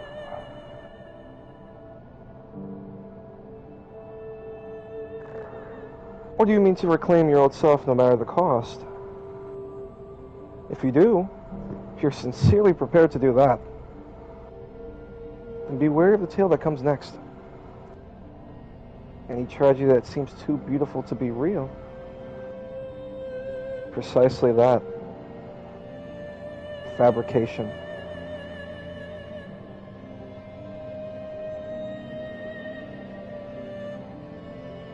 None of your questions had been answered. You still didn't know who the painting was, or what had taken place so long ago that caused the mansion to summon people to it. Didn't even know who you were, for that matter. There's still more to be done. You had to find the truth. You needed to find someone. That much was certain. Was the story that made it told correct about whom? If it was,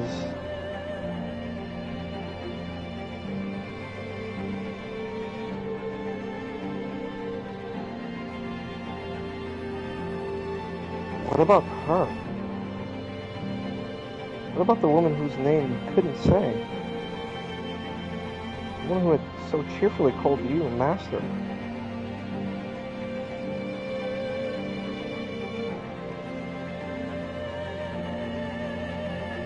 Actually, Keebo, read that one. Okay.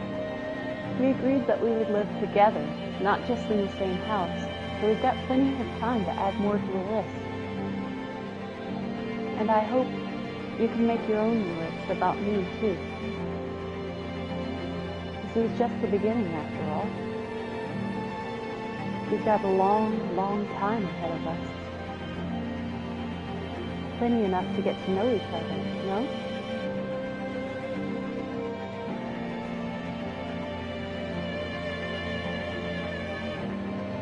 You must say her name. You must take her hand. You must make her smile once again.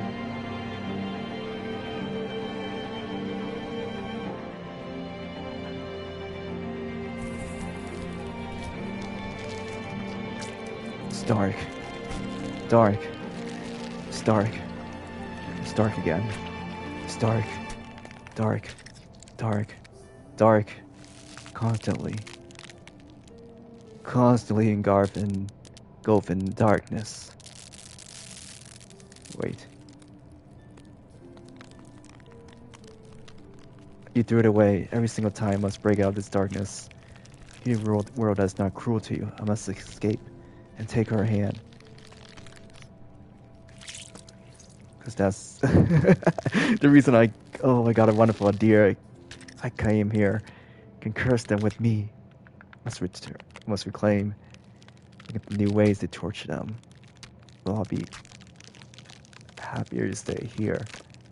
Think about it. Stay here in this world. I'll be right at home. No. I did the best I could do for you, nothing more. This is not where I belong.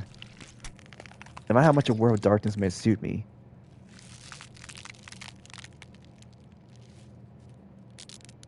I think the red is. Yeah, I'm starting to see that too. Yeah. I think it's separate. It's two people. Yeah, it seems like you're thinking something and the witch is like breaking in. This is brilliant. Do you have any idea how terrible a decision that is? Do you have any idea why I fabricated Wait. Actually, Light, read this. Trust me on this one. Oh, okay. Yeah. Oh, I see where you're going with, because earlier I caught on to it. Oh, I was going, wait. Oh.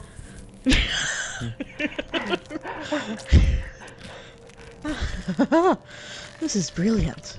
Do you have any idea how terrible a decision that is? Do you have any idea why I fabricated that story? It was all for you. To stay here. Stay right where you are. The darkness suits you better.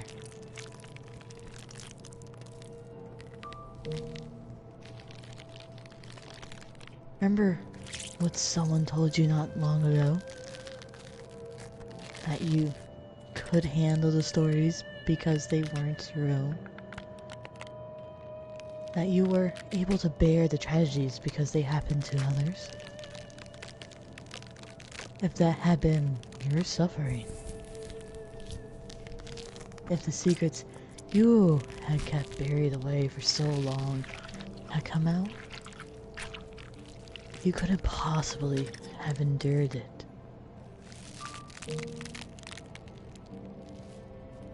But you're a sharp one. I'm sure you intended to keep those secrets tucked away forever. Do you really think I'm gonna let you do that, though? Whatever you try to hide, I'll make sure your beloved hears every last detail.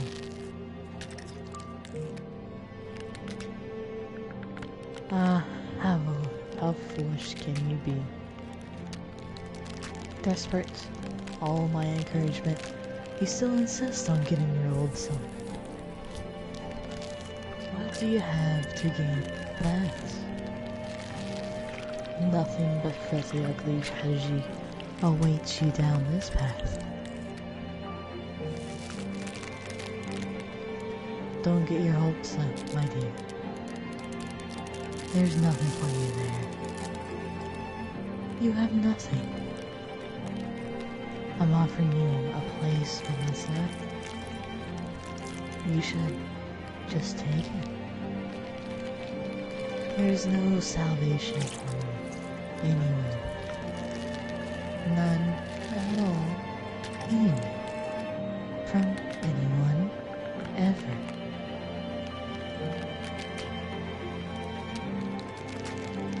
She has long since lost all grip on reality. And you think there's anything you can do for her now? Despite having repeatedly failed to regain yourself?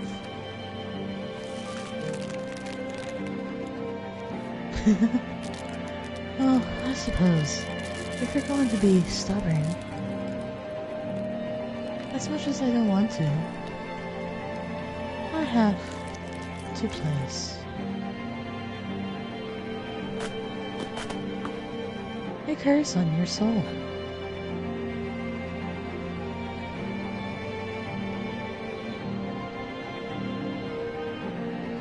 That's right. The white-haired girl was never at the mansion.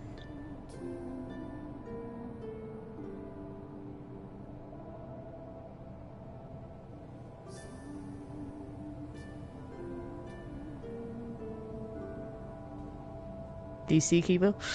Yes, do you see now, Keebo? Yes, oh my god.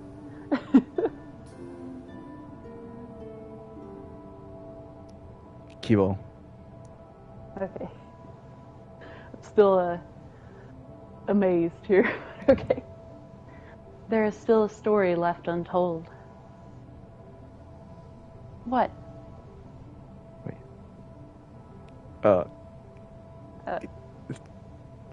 Greg? Wait.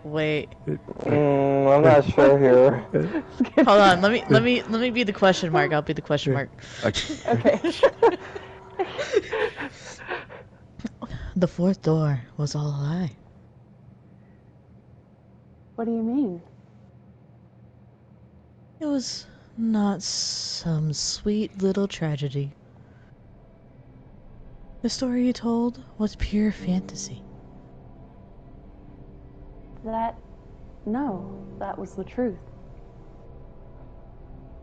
That was where it all began. Because of what happened then, you spent innumerable years lost until you showed up here, and... What? You reach out, grasping for it. You pull yourself in. Your silhouette, which has been hazy until now, begins to take form. Your mind, your consciousness, your heart, your soul, and your body. Who are you? The veil in your mind dissipates. A crack forms in the shell encasing you, then another. Invisible shackles chaining your spirit fall to the floor. Reality fades, and atop the indistinct, foggy world around you, bony fingers appear before your eyes. Long hair. Your voice? No. My voice. My body. I think somebody should take over now. My fingers. My arms are frail and my joints weak. But despite my resemblance to the white-haired girl, I am not her. This is who I am. I finally reclaimed myself. That was actually for Keebo. Oh, it was? What? Son of a bitch. Wait. Okay.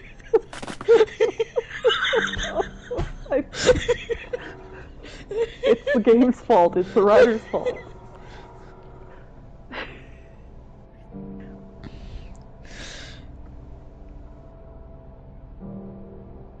Who are you?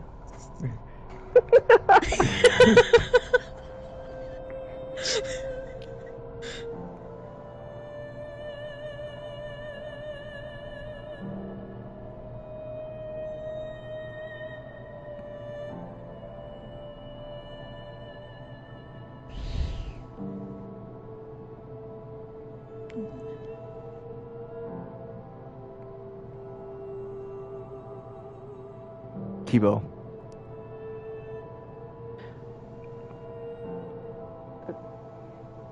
Just go Now? for it. Yes, just go for it. Okay. My arms are frail and my joints weak. But despite my resemblance to the white-haired girl, I am not her.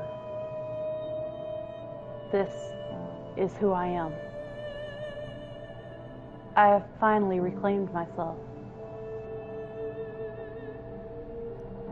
You weren't weren't waiting. Okay, there you go. Yes. That one.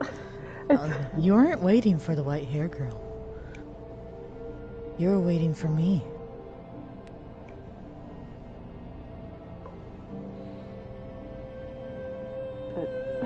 Continue, Kiba. It's going to be And that's switching like this for a little bit. Okay. And that's exactly why I came here. What? I have no idea what you're talking about. I have always waited for the white-haired. There was never a white hair girl. There was only...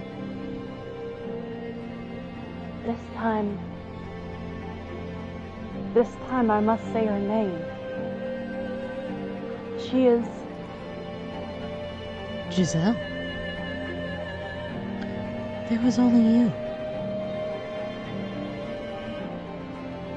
I am... Giselle? No, I'm not Giselle.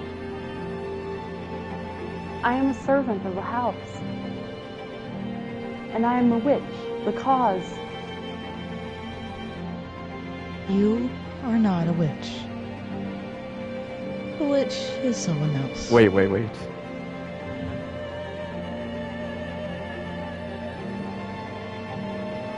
Just keep going. Michael. We'll Just- answer shortly. What changed we'll you find so out much? after. Yeah, We can find just out keep after. going. Try 3. Don't worry. No Just worries. keep going. I mean, we have limited information. It's really hard to tell. Oh, it is really Yeah. hard to tell. It's either going to be the witch or it's going to be Michael. Yeah. So, should I just continue? Yeah, with just what go I was from here. doing, or... Okay. That was the truth. That was where it all began.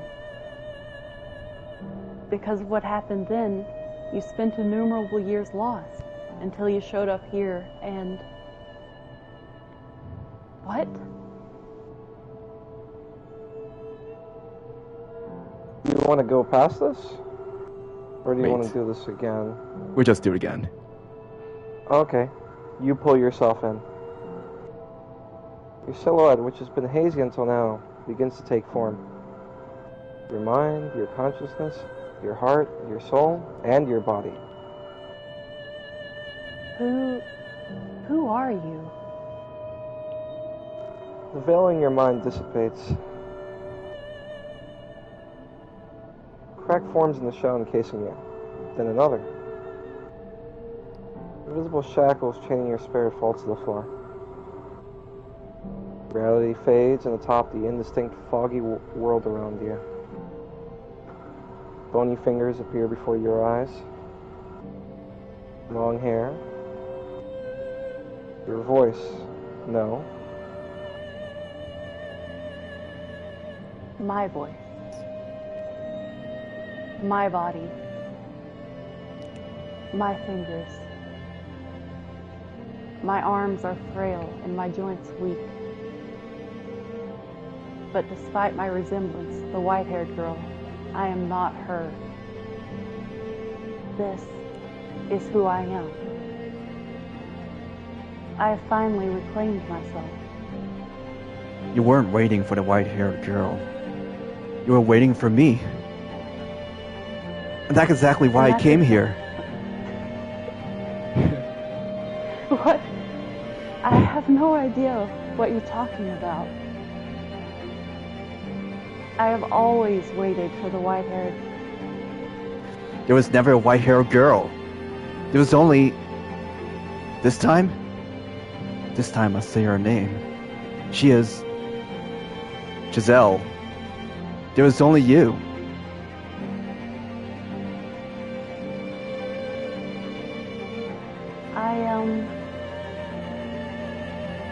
Giselle? No, no, I'm not Giselle. I am a servant of the house. And I am the witch, the cause. You're not a witch! The witch is someone else! Why do you insist that you're the witch? What changed you so much?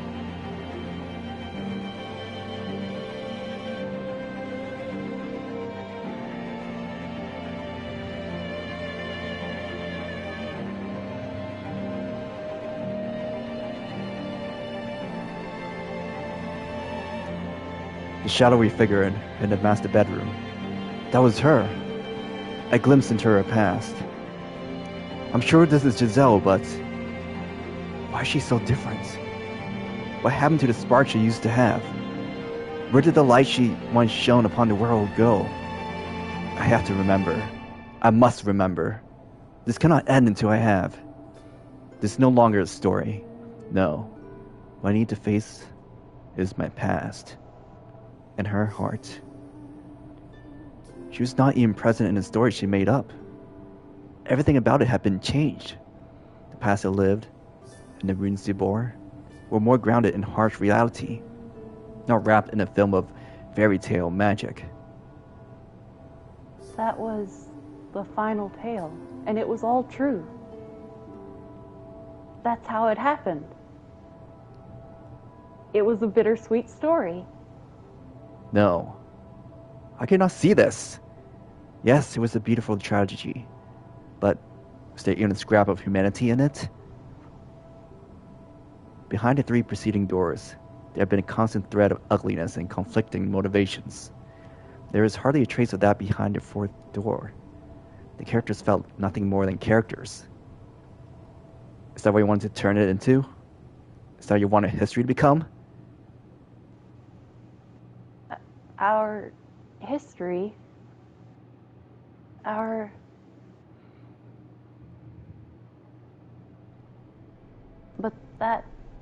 I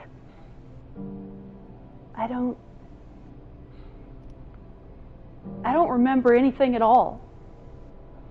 You don't remember anything? No, I don't want to. I don't need a past or a future. All I have left inside me is uncertainty. Giselle. No. That is not my name. Please, stop trying to confuse me. I'm fine with things the way they are. If it means I don't have to hurt, that's all I want. So please, just let me keep being the maid. Let me keep being a guide, not some foolish girl. Is that what she honestly desires? Does she want to cast aside her past for good? If so, then...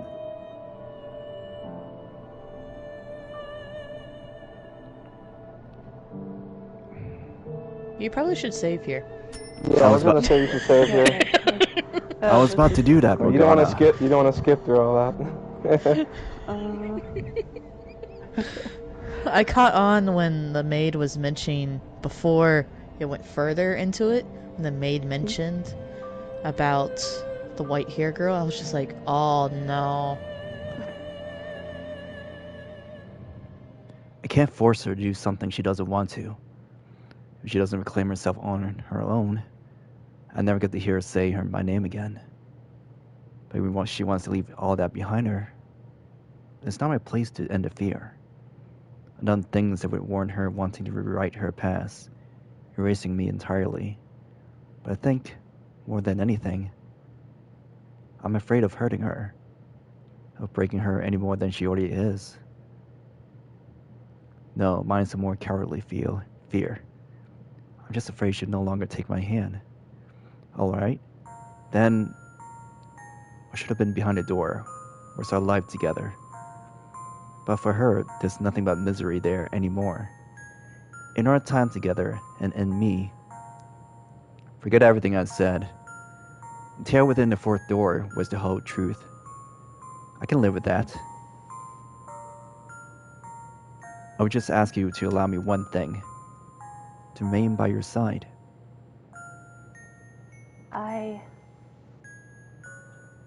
Of course you may.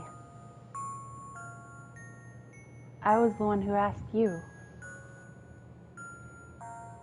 to forget about everything and live in eternal darkness with me. What a silly question. Did you think I would ever say no? Right. You did, didn't you? Yes, I did. Worry not. I will banish the memory. I'm sure you were simply disoriented at having learned who you are. There is nothing to fear. Only happiness awaits you.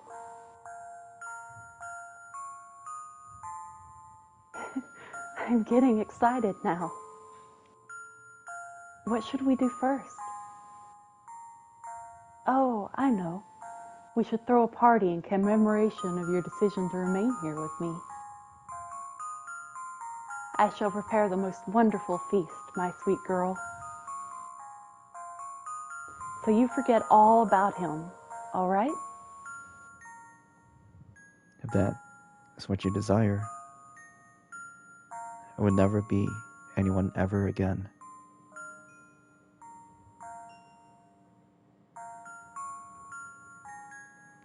Light. You're not the brightest. Oh, yeah, light. You're not the brightest, are you, my dear? You knew this is what would happen if you took this road. You would have been happier going down it without reclaiming yourself after at all. Ah, this is absolutely brilliant. A weight has been lifted off my shoulders. My centuries-long wish has finally been realized. The one thing I didn't expect was for you to recover yourself. But it all turned out the same in the end. You know what? Sure. I'll stay out of your way. And I'll pray for you both to be happy.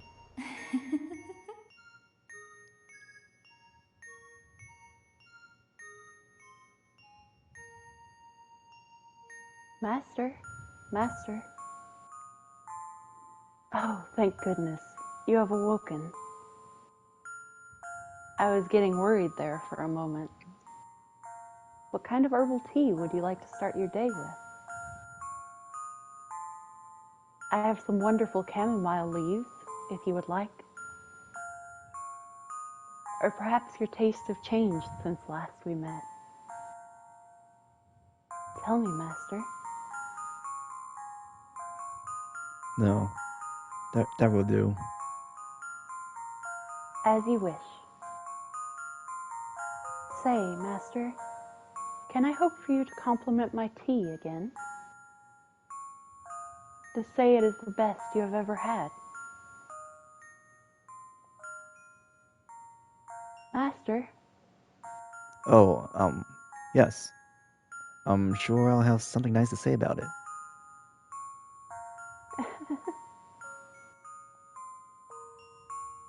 You are never one to withhold your praise, Master. Such a gentle-mannered, kind-hearted girl. Have I ever praised her tea before? I do recall telling her which I saw her gathering strange weeds from a garden for her herbal tea. That doing so at this house, given its reputation, only made her look like a real witch. And how did she react to that? I think she puffed her cheeks and frowned, and then I can't remember. She thinks I'm the white-haired girl, and she calls me master. completely oblivious to how absurd that sounds. But she won't say my name. Eventually, I'll probably forget it too. My name, who I am, everything that's happened to us, washed away by the darkness, never to be found again. She's smiling. I know it's not real, but I honestly don't care anymore. All that matters is that she's smiling.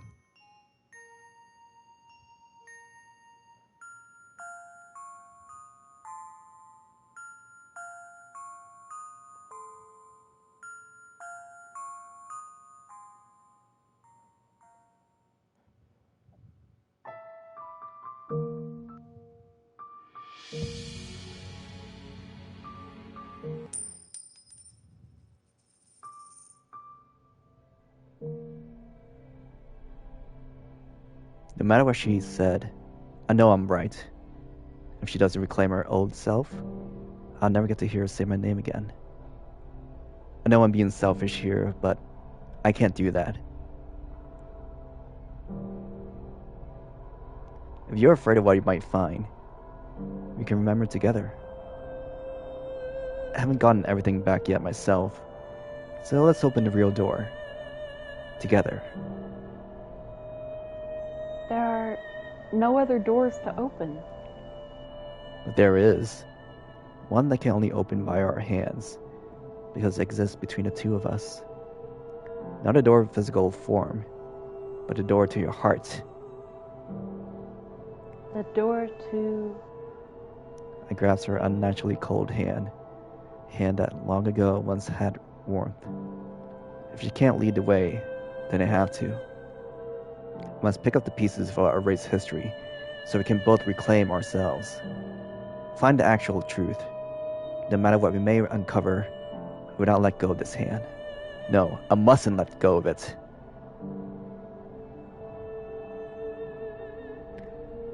Darkness falls over the world around us. The floor upon which we had been standing flickers out of existence, sending us dropping into an endless abyss. This dark pit, this is her door, her history, her heart. Let's try this one more time. It's not a sweet story by any means. It's a story of betrayal, anger, hatred. We cause each other pain, but that's the road we traveled. Down that road lies all the answers.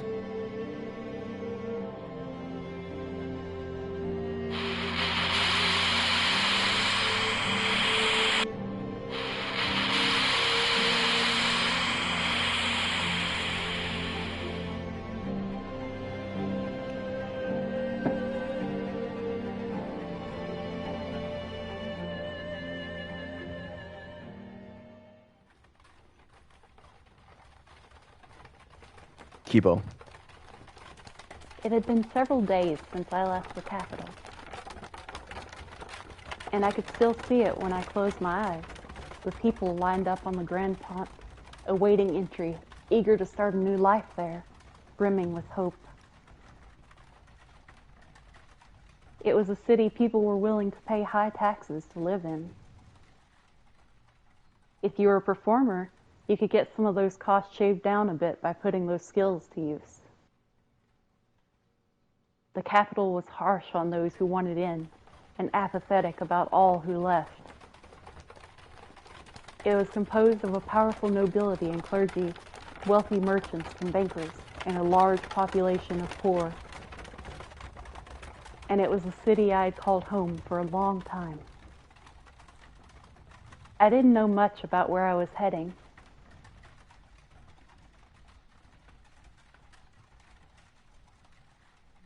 Keebo?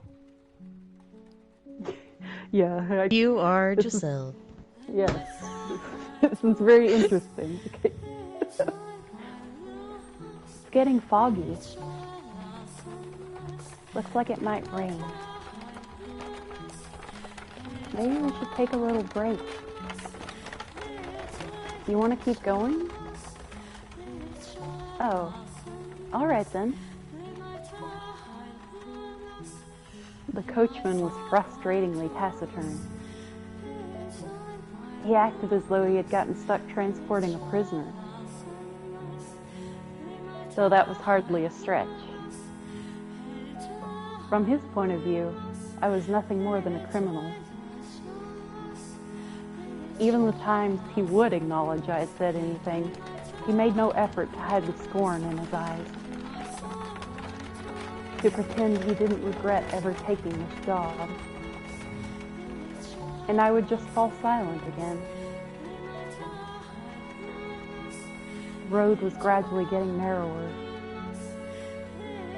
We had long since left the paved city roads behind, and were now traveling along a couple worn-down grooves in the forest. How did I end up here? Why was I being subjected to this? I was done thinking about it. The more I thought on it, the less fair it seemed. The more I remembered, the worse it hurt. All I could do anymore was close my eyes and weather the storm.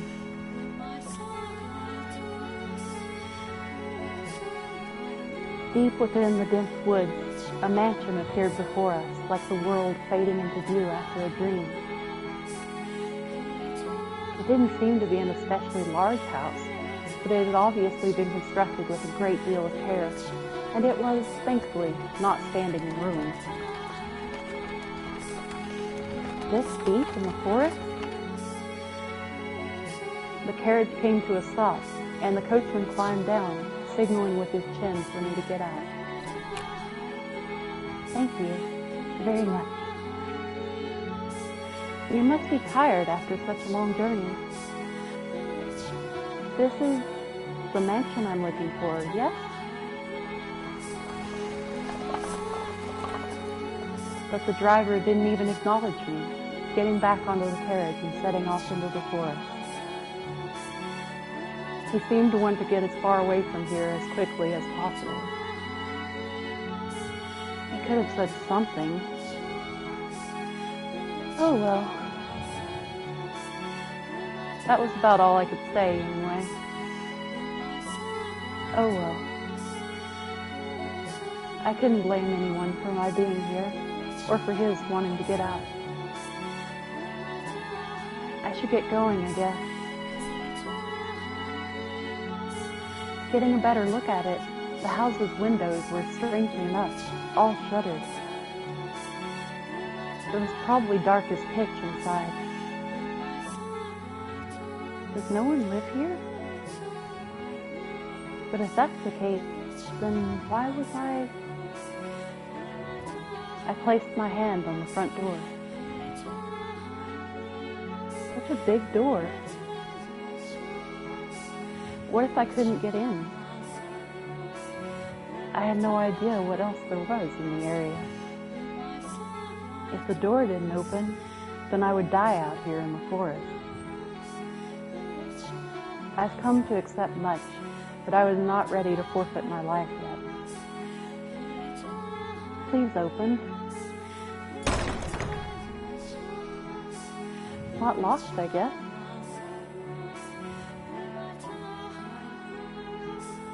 The door was heavy, and though it seemed to protest my attempts to enter, it still opened much easier than I was expecting. I was worried over nothing. Looking in, I got the strangest impression that light was being swallowed up into the mansion's depths. Rather than going inside, it felt as though I was about to step outside the boundaries of this world. When I closed the door, it was so dark I couldn't even tell where I was walking. I wonder if the window's open. So I managed to fumble my way over to a window. It was tightly shuttered, and the shutters caked with rust. I was probably not getting it open without a fight. Darn, not a hint of light. I couldn't even see my hand waving in front of my face. It felt as though the floor would fall out from under me, and I would sink into eternal darkness if I didn't watch my step. Fighting back that fear, I slowly walked forward, tracing the wall with my hand. There was a door at the end of a long corridor. I pulled it open, and a wisp of bone-chilling air brushed past me. It was too dark to see anything, but I could feel something different present in this area than the rest of the house. Uneasiness gripped me. Hello? Is anyone there? Please don't tell me it's actually abandoned.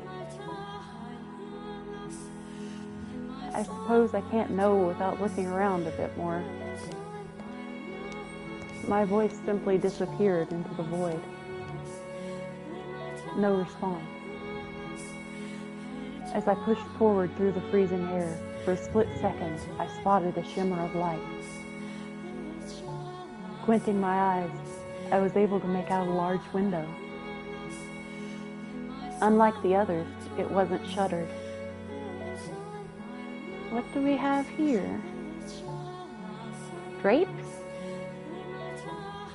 I see a little light beyond. My chances were slim, I imagined, but if there was even a slight possibility of getting some light in here, it was worth a shot. So I pulled open the drape.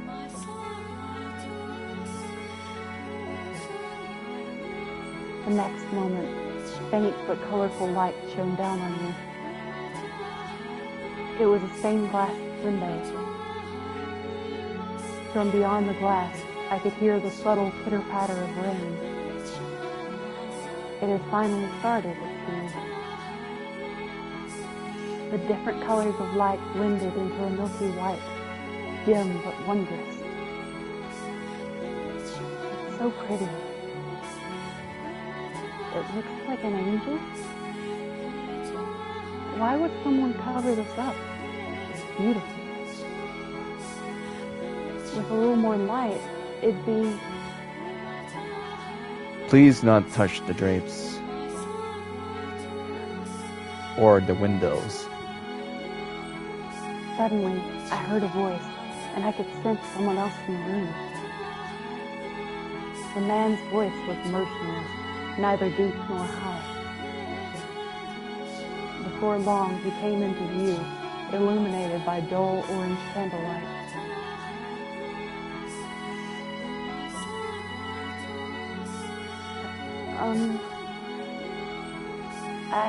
I'm sorry for coming in uninvited, but, I did announce myself. The man stood there, practically blending in with the darkness. Had he been there the whole time?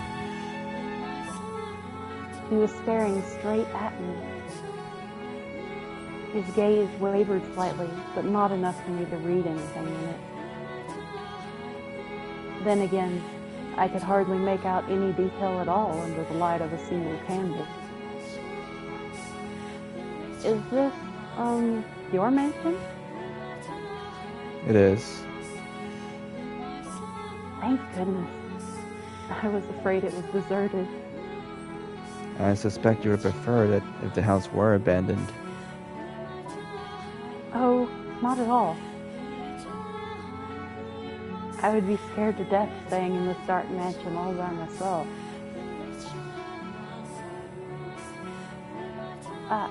I'm sorry. No ill will intended. But I do think it could do with some light. That way, you could see where you were walking.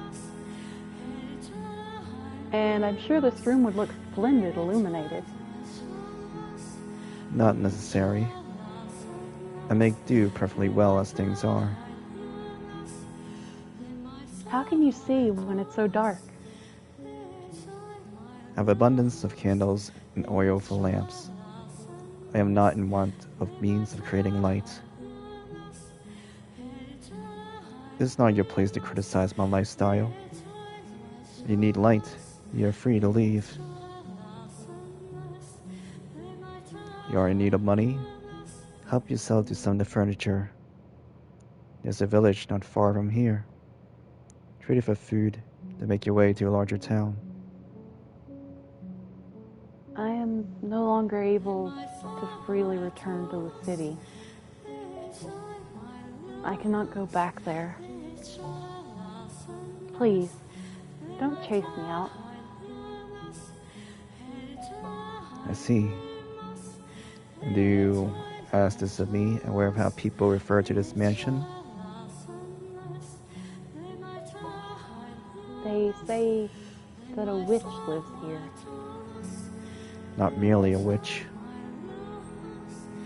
A cursed witch.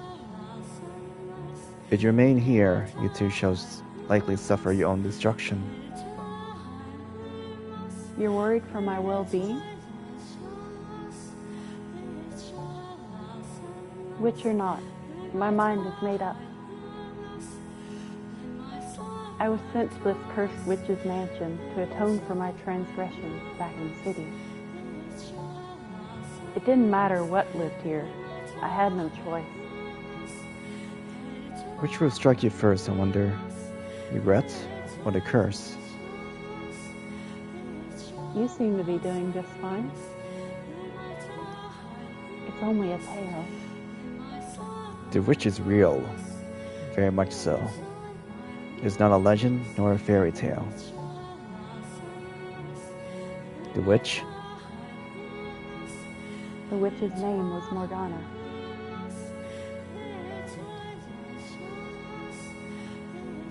It's me.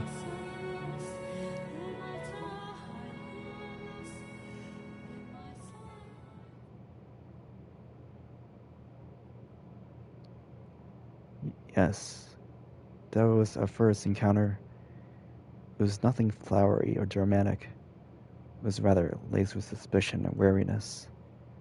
We knew nothing about one another, and had no interest in changing that. But nonetheless, that was where it all began. Where my history with her commenced.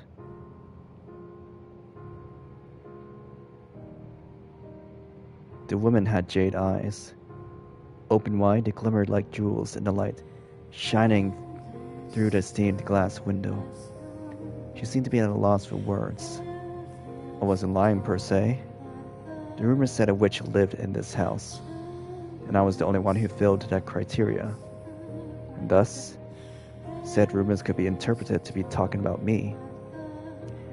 After staring at me dumbfounded for a few moments, the woman suddenly burst into laughter.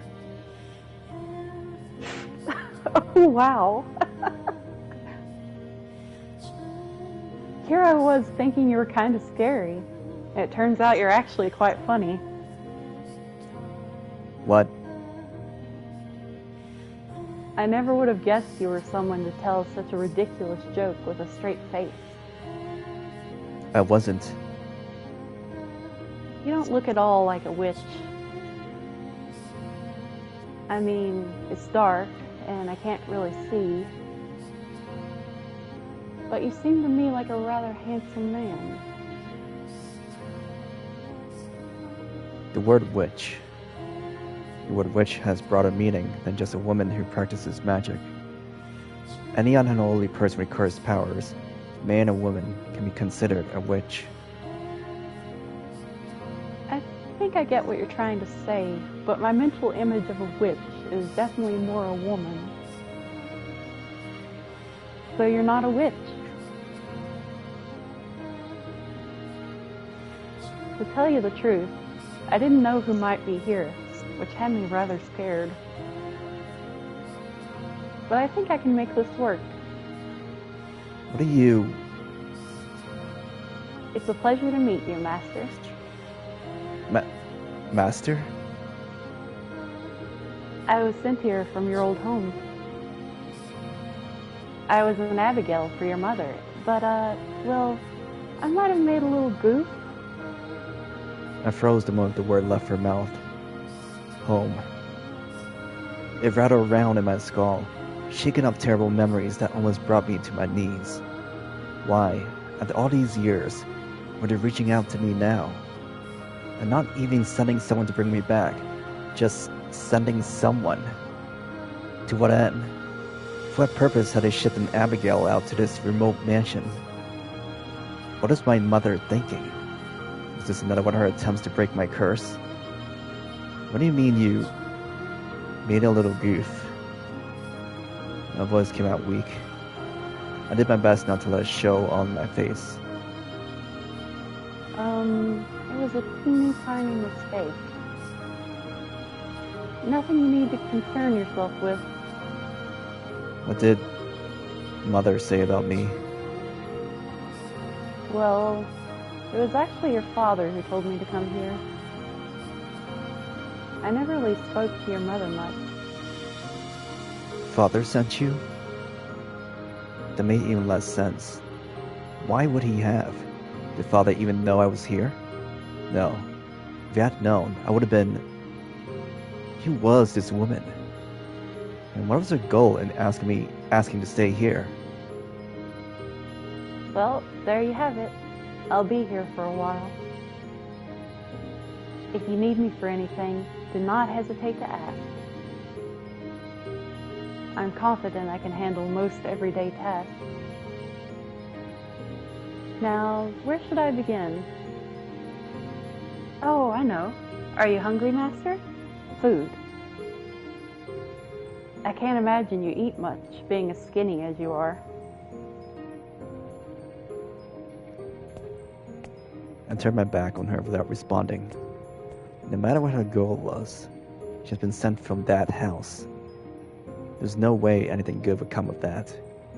There was no way I could live with someone who had ties to them. I prayed she would take the hint, give up and leave. Master. And so I kept ignoring her. Master! Master! I ignored Master! her. Master, what would you like for supper? Nothing! I failed, spinning back and shouting. Her eyes went wide, and then she gave a sheepish giggle. I glared at her as she fidgeted uncomfortably. Eating is one of the most basic human needs, so if you're hungry, you should really eat. I said I didn't want... What was that sound? Must you ask? It's not a very polite thing to ask a lady, you know? Huh? You know, it was a long trip, and all I had to eat on the road was dried fruit. I felt like I was some kind of animal. So, what I'm trying to say is that I'm hungry. That wasn't a sound of her stomach growling. Was it? I thought lightning had it struck in the distance. And would like some supper. The kitchen's at the far end of the hall on the first floor. There's food in the cellar. Help yourself to any of it. Thank you so much. I honestly feel like I haven't eaten in days and I'm about to die of starvation. Oh, and I shouldn't need any help finding it. I plan on exploring the house anyway. It's rather exciting being in a new place.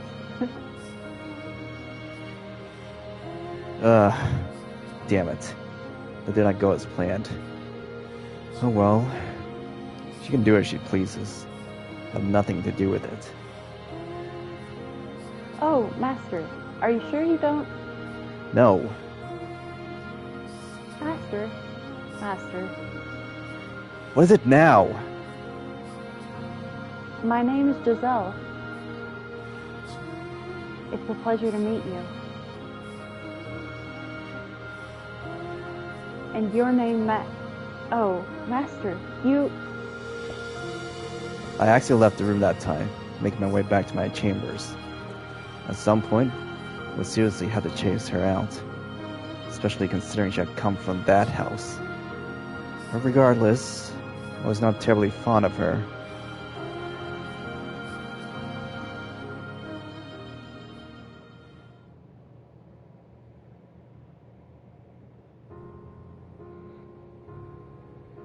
I didn't really understand Michael. But that was probably because we were still essentially strangers. Having been sent to the mansion as reparation for my mistakes, I wasn't sure who I might find there. But I was tentatively convinced he wasn't a terrible person. He didn't do anything to me, except stay away. Michael spent most of his time in his chambers, which he had told me to never enter under any circumstances. So we rarely encountered one another in the halls. For that reason, I made an effort to be kind and cheerful on the sporadic occasions we did cross paths. I figured if I kept that up long enough, he would eventually warm up to me. And as new housemates, being able to enjoy our time together was obviously preferable to the alternative. If I did manage to break the ice, I hoped we would be able to do some talking. About the mansion, about him, about me.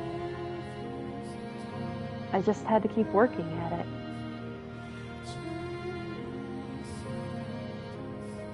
Michael didn't need me to take care of him. He handled his own day-to-day needs and activities by himself, and in fact, he didn't ask me for anything. An aristocrat who had no use for his servant. I hadn't met anyone like him before. All right then. That meant about all I could do was clean. I wasn't sure how his room looked, but the rest of the house was, quite frankly, an absolute disaster. The dust was so heavy it was obvious it hadn't been touched in years. Let's get started. It couldn't be healthy to live in these conditions, so I set out to clean each room in the house one by one. That said, it wasn't going to be an easy task. Not because I was bad at cleaning. In fact, I considered myself quite good at it. But because it was near impossible to find all the dust and grime that needed cleaning under the flickering light of a candle. I can't understand how anyone sane can live in this dark. What's wrong with him? Maybe he's actually a vampire.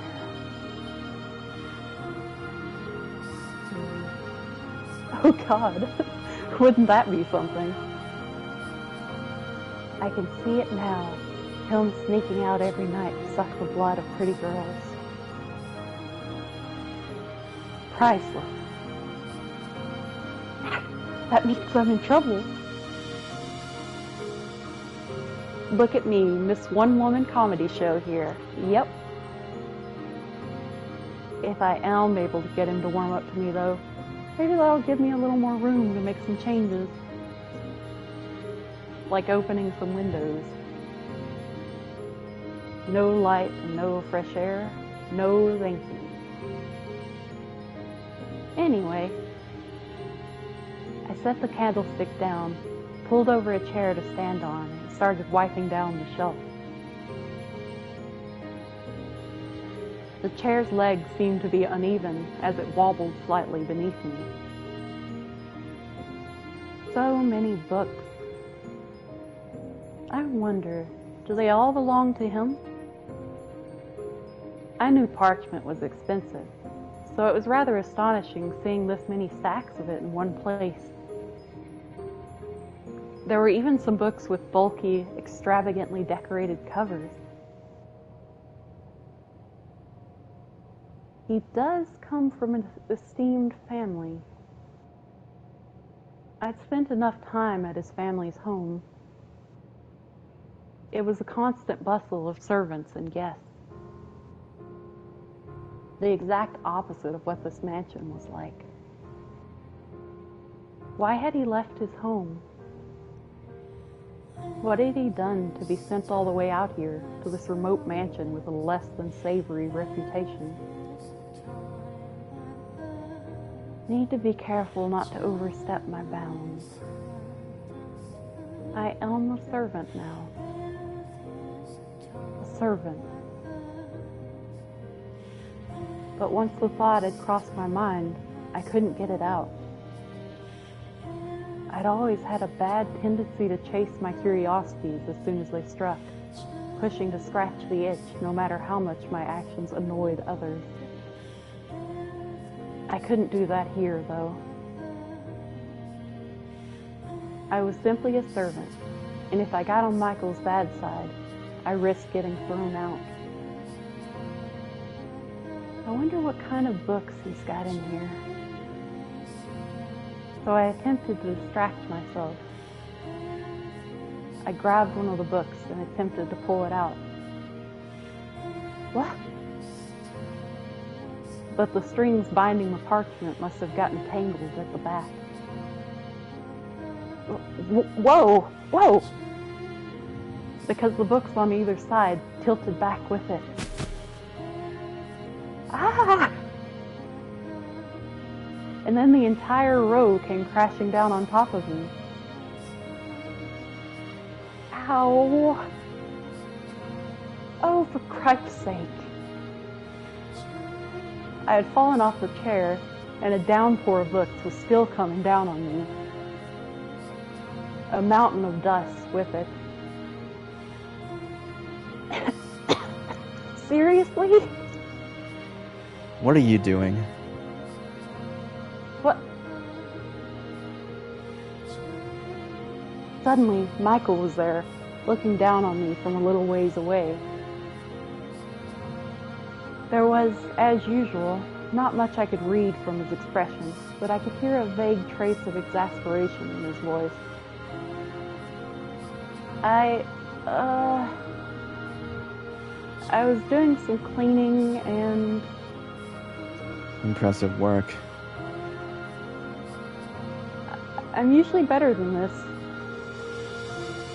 It's just so dark. Mistakes should be expected. I really think we should open up some windows, Master. Get some light, some air flowing through here. I never asked you to clean anything. You did this entirely yourself. But there's so much dust. It can't be good for you. I am perfectly healthy. I don't see the problem. Had he even seen himself? No way someone that skinny was perfectly healthy. You look like you have something to say.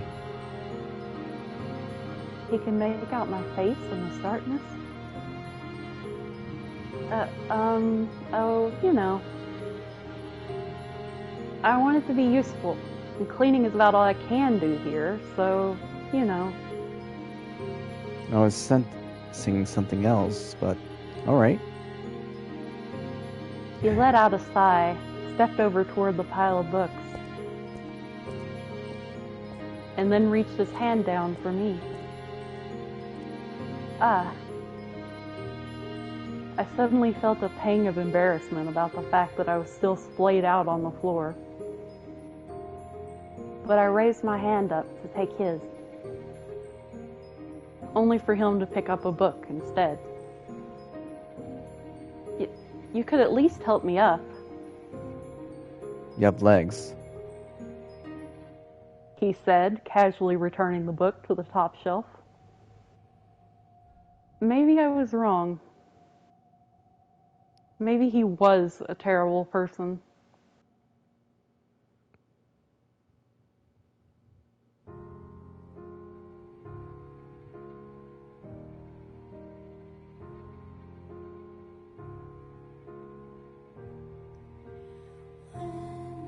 So, Master, are all these books yours? Giselle asked, not a trace of remorse visible on her face, despite having made a mess of the room she was supposedly trying to clean. I gave a curt nod. Really? That's impressive. Must have been hard work getting them all in here, huh? There's gotta be 100 books here. You could fill a whole carriage, at least. It's like you've got your own personal library. She had been pouting only a few moments earlier, but her smile was back in short order. Her jade eyes were like little balls of curiosity, glittering in the faint candlelight. I was not particularly fond of overly expressive, rather overly curious women. They did not care that they trampled uninvited into other people's personal spaces, or were they not even aware that their actions were invasive? I averted my gaze from hers. I would see one roughly every month. Ah, I see. Wait. She turned back towards the shelves. I presume she's understood the implications of what I had just said, but the fact that there were nearly 100 tomes here, and I would see only one a month. Huh. Giselle fell silent. I couldn't blame her if she thought my circumstances, or my family, or my life bizarre, but I didn't care what she thought of me. In fact, it was to my advantage for her to be uncomfortable. I just needed her to stay quiet and keep her nose out of my business. It was more than I thought. I said not to her, but to myself. I had no reason to count the passage of time anymore. Only the book served as a record of how long I had been here. 121? What? There are 121 books. 10 years and 1 month. You were counting? I thought she had just sheepishly gone quiet. An inscrutable woman. You've been here in the mansion for that long? All by yourself? Truth was, there had been times when I weren't alone. But Giselle had no need to know that. You already know the answer. A look of pity formed in Giselle's eyes. Enough. I never asked for his sympathy. I'm here by choice. You mean you weren't banished here? No restraint. This woman. No. I came here of my own volition. I didn't care enough to elaborate, though. Taking another book off the shelf, I brushed the dust off its cover. It was a gaudily decorated tome. That's a very fancy book, isn't it? But apparently, Giselle was unable to take a hint. What's it about?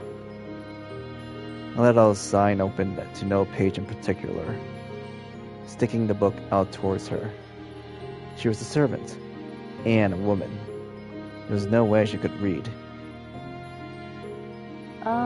Let's see here. This land is hardly suitable for cultivation.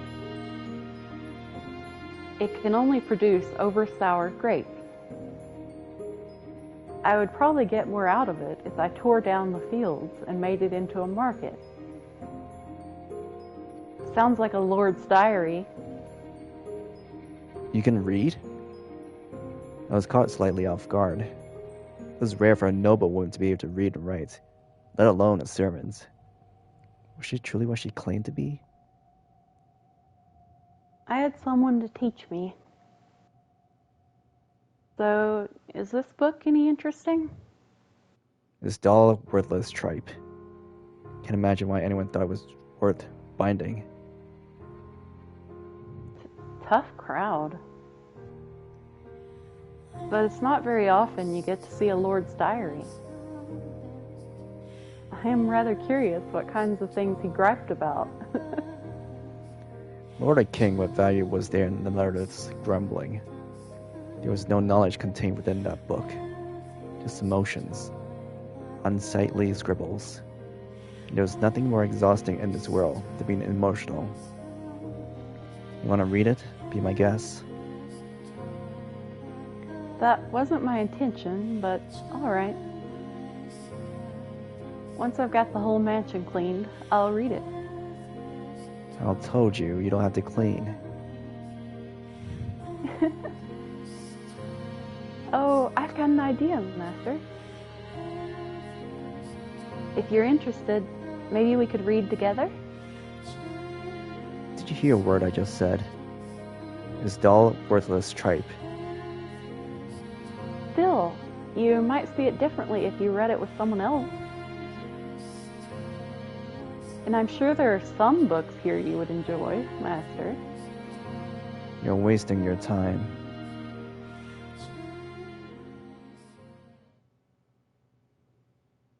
Your suspicion and restraint budding between us was trite and insignificant at that point. She was still smiling. After all, if I had been able to maintain that distance, then perhaps I would have ended up hurting her.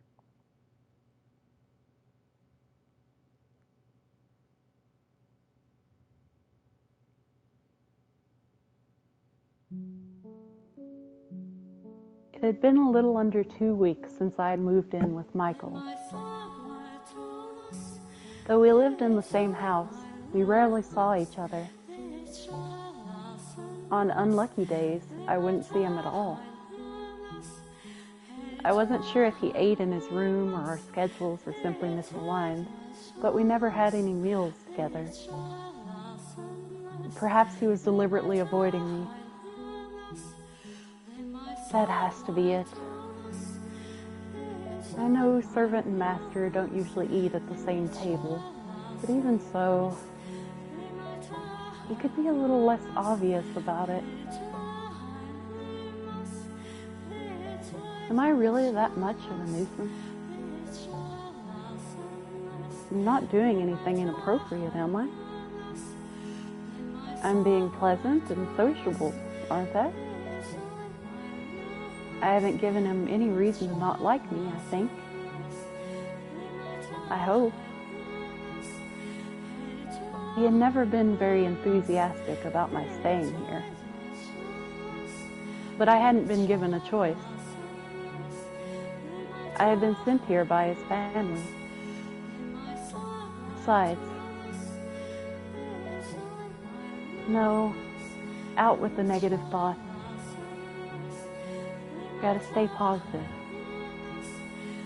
Yeah, he hasn't tried to chase me out yet. I just haven't broken the ice. I had to stay positive, optimistic, happy thoughts, and be myself. As long as I kept working at it, with enough time, Michael would surely come around and not be so distant. I've got a goal, so let's get to work. First, I make supper. Then I ask him to have it with me. Gotta be proactive when it comes to a reclusive type. Alright, here goes. Or here would go. But we're almost out of supplies. Well, so much for that. The cellar was where the non-perishable food was stored. Dried food, smoked meat, cheeses, and a small scattering of root vegetables. Looking at this makes me feel like a soldier holding down a castle's fortifications. Had Michael really gone 10 years on nothing but this? I would have raised the white flag long ago. He said he hadn't left the mansion at all in those 10 years. I assume he at least goes out to get supplies, right? Running out of food is kind of a life or death matter. I can't believe he hasn't set foot outside even once. And what are you blabbling on about? ah! Oh no, he overheard me. I assume you're talking to someone. Huh? Does anyone else live here, Master? I haven't seen anyone. It is just the two of us. Alive, anyway. You mean there are ghosts? Something of the sort. There you go again with the jokes. I'm not a child. You're not going to trick me like that. There are adults who believe in such things. I suppose. But I don't really believe in ghosts or demons or curses or any of that. The church just tries to convince people they're real so they can squeeze more money out of them. Am I going to have to turn you over to the church? You blasphemer? No. I pray every day, honest. I don't particularly care either way. I'm returning to my chambers. What? Already? You didn't, come down for food? I only came down because I heard voices. A moment.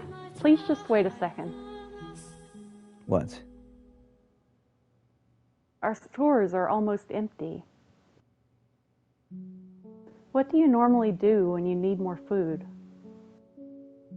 I'll happily accompany you on a trip to the market. Already? That was fast. There are 2 of us. I really don't eat that much, do I? In the dim light, it was difficult to make out Michael's expression, but I thought I could see a tinge of annoyance on his face.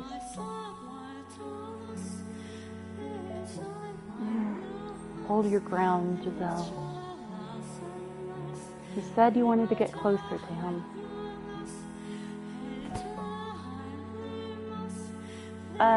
Is that a parsnip?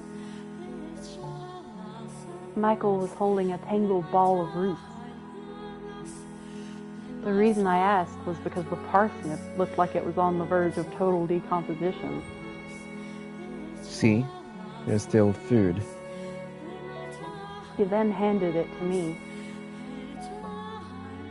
But wait, you want to eat that? It's clearly seen better days.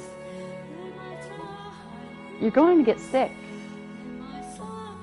Or are you telling me you can survive on rotten vegetables? Of course I won't eat it. I just figured you were hardy enough to survive. What do you think I am? No, he is definitely a jerk. Or that the resulting diarrhea might reduce your appetite. You're kidding, right?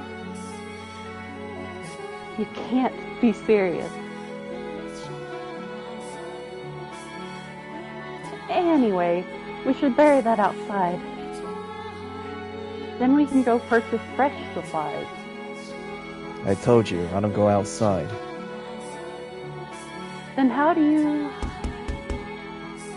Huh? A visitor? Who could it be? Perfect timing. You're a servant. Make yourself useful and go retrieve that package. If it's not a delivery, but a wanderer, chase them off. What? Package? Master? Hold on a second. What are you talking about? He's gone. What kind of delivery is he expecting? Michael stood there, unmoving, veiled in shadow. He glanced over at me, then threw his gaze to the front door. At his command, I raised the bar, pulling open the door.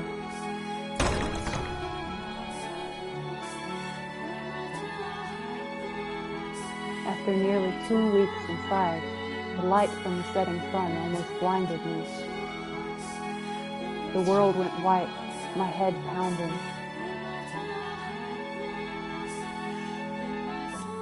After a few moments of intense blinking, my eyes acclimated themselves to the evening sunlight.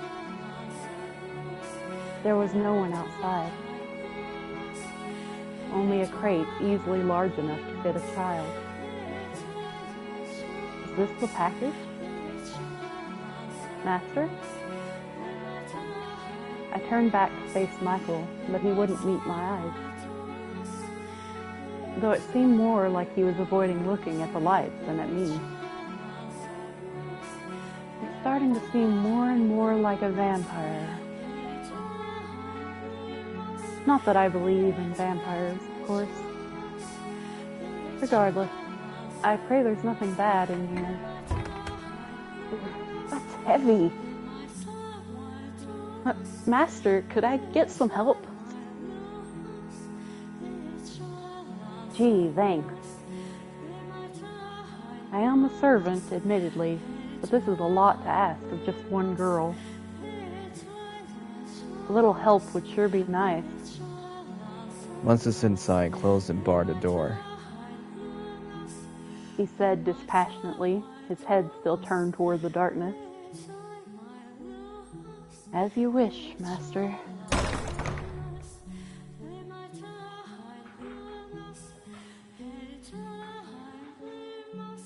Once the door was shut, I found myself sucked back into a world of darkness. It hadn't even been 2 weeks, but the lack of light was beginning to become my normal. The outside world growing farther and farther away. Being holed up in here is definitely not good for me. I should go for a walk sometime. Maybe plant some flowers or vegetables. Yeah, I like that idea. Maybe I can grow that old tangle of roots into some fresh parsnip. What else do we have to plant? It'd be great if there were some flower seeds. What are you doing? Open the box, now. As you wish, Master. Oh, there's food inside? In the box was a burlap sack filled with berries, root vegetables, and smoked meats, as well as an assortment of bread, fruits, and wine.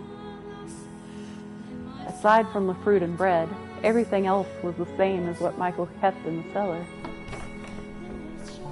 Ah. And buried beneath the burlap sack was a single book. 1 book a month. He really hasn't gone outside in 10 years.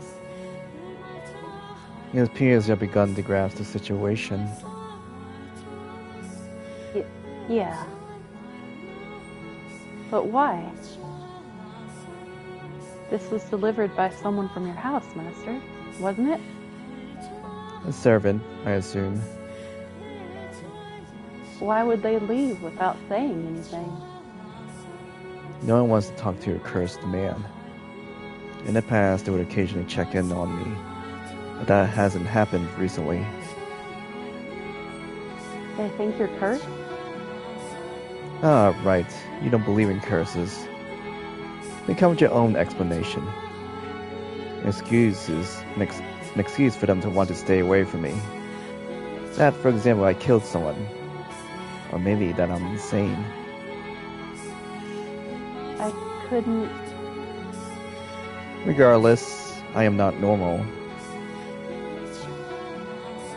Bring the food down to the cellar. The book to the library. You are, of course, free to refuse and run back off into the woods. I'll do it. Alright. Can take care of that. Hey. What is it? I just noticed there's something else in here. It's wrapped in cloth. What could it be? Ooh, a painting. For you to hang up somewhere in the house, I presume? It's so dark I can't see it very well, but I'm sure it's... Don't touch that! What? Michael, who had kept his distance from me until that point, suddenly marched over and ripped the painting from my grasp. Master? His face was twisted into a look I had never seen him make before. Was it indignation, disgust, hatred, panic? I couldn't tell, but there was more than enough negative pressure to cause me to flinch back. Is that painting perhaps, something important? A landscape painting. He muttered under his breath, the tension melting away from his face.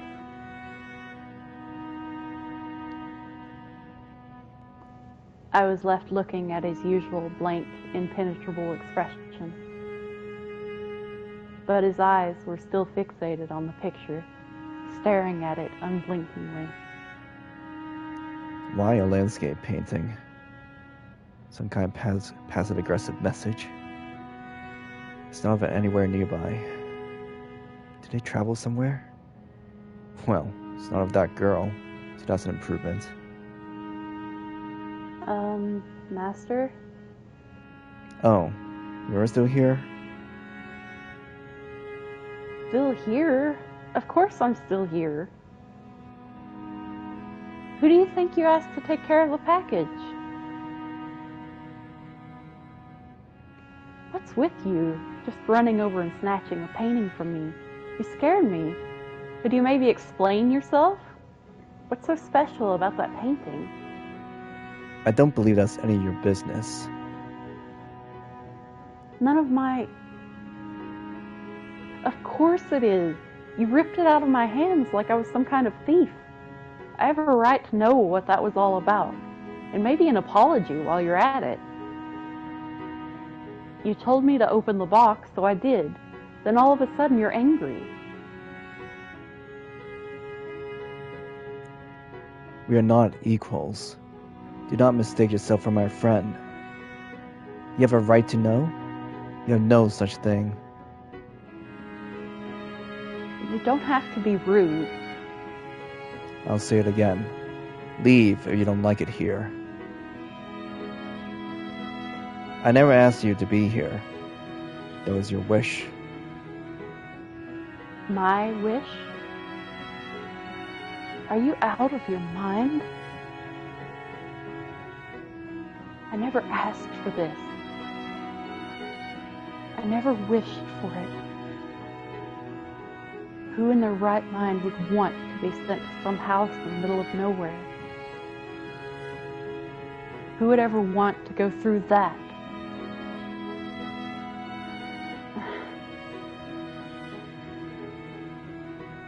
No, calm down, Giselle.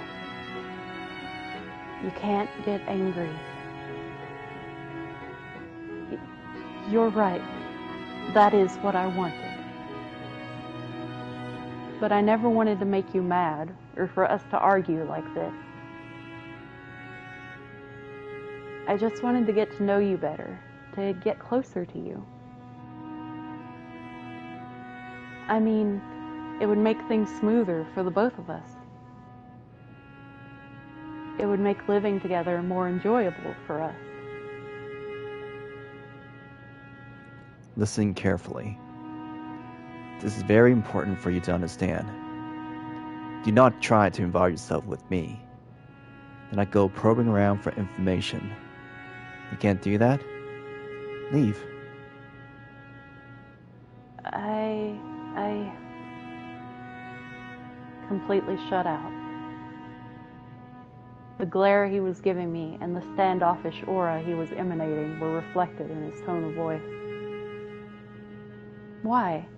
Why did he try to push me away like that?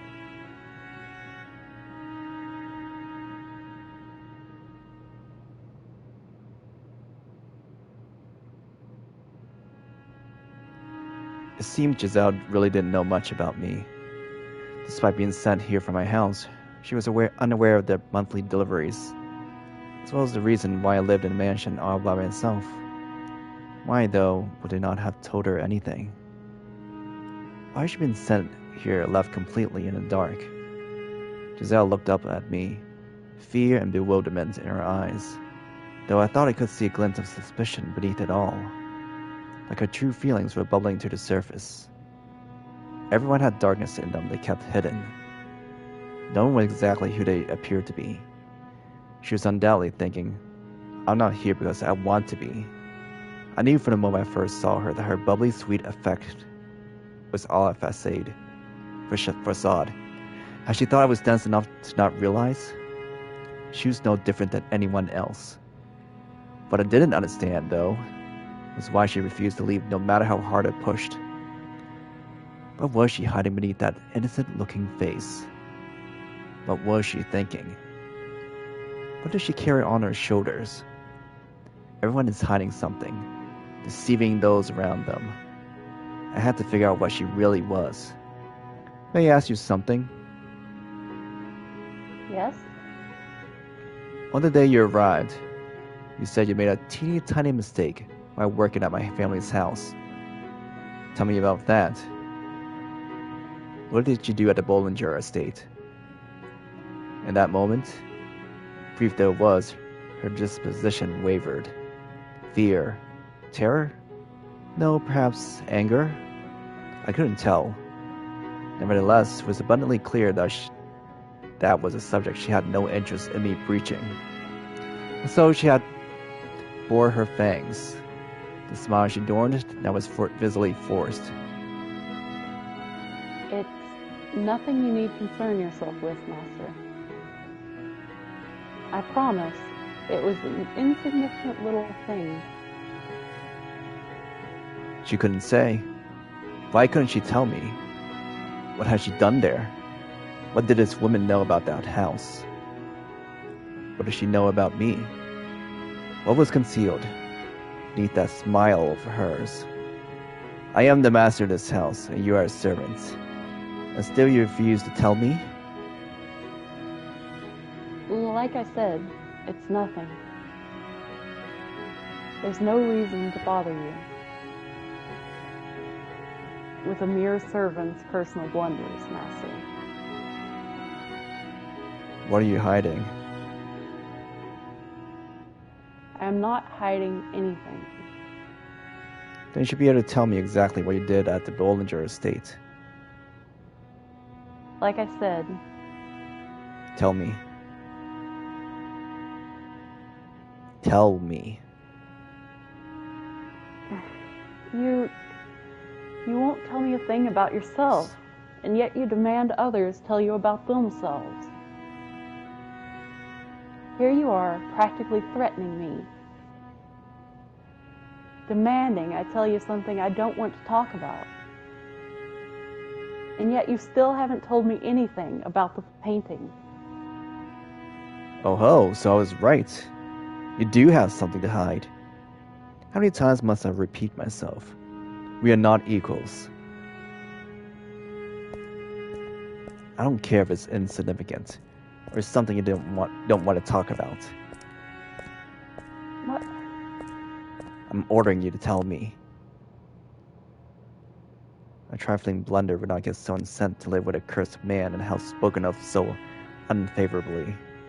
Whatever she had done in the Bollinger estate, that has something to do with why she was here. If she truly hasn't done anything, then she has something to gain from this place. Or possibly from me. If that was the case, I had to get her to talk. Don't make me. Giselle's eyes were open wide. I recognized the look she was giving me. I knew very well what that gaze meant.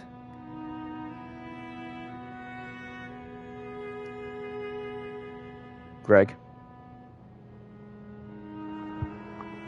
You're an abomination. it was the same as them. Fear, contempt, revulsion, repulsion.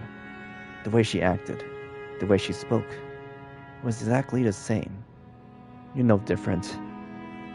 I made her uncomfortable. I made her afraid. She thought it was unpleasant. She thought I was despicable. She thought she thought I was an abomination. In a frenzy, I grabbed her by the shoulders, clamped her down far more powerfully than I had meant to. Ow! Stop! Her face, contorted in pain, morphed into someone else. Who was I directing my anger at?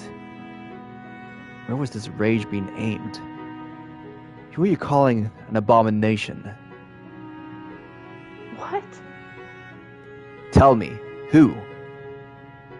The black fur bubbling up from within me knew no end. The girl, she ridiculed me. She denied my identity with her glare. I couldn't escape from that phantom, that reality. What are... I never called you a... No, get away from me. Get your hands off me. Giselle's scream echoed in the entrance hall, rattling my eardrums. She frantically smacked my arms aside, and I came back to my senses. She was standing a little ways away, breathing heavily, arms wrapped tight around her body, glowering at me, showing her opposition to my touching her.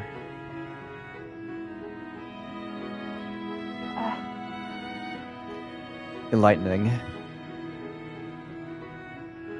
No. You just, you startled me. That's all. Some servant you are. Tell your master not to touch you.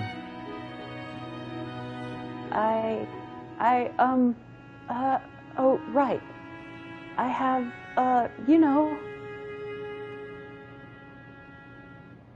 I'm, allergic to people.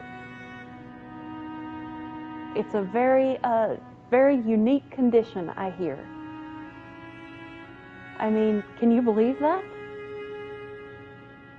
See, you know how some people get all red and itchy when they touch a dog or cat? It's that, except for people. So,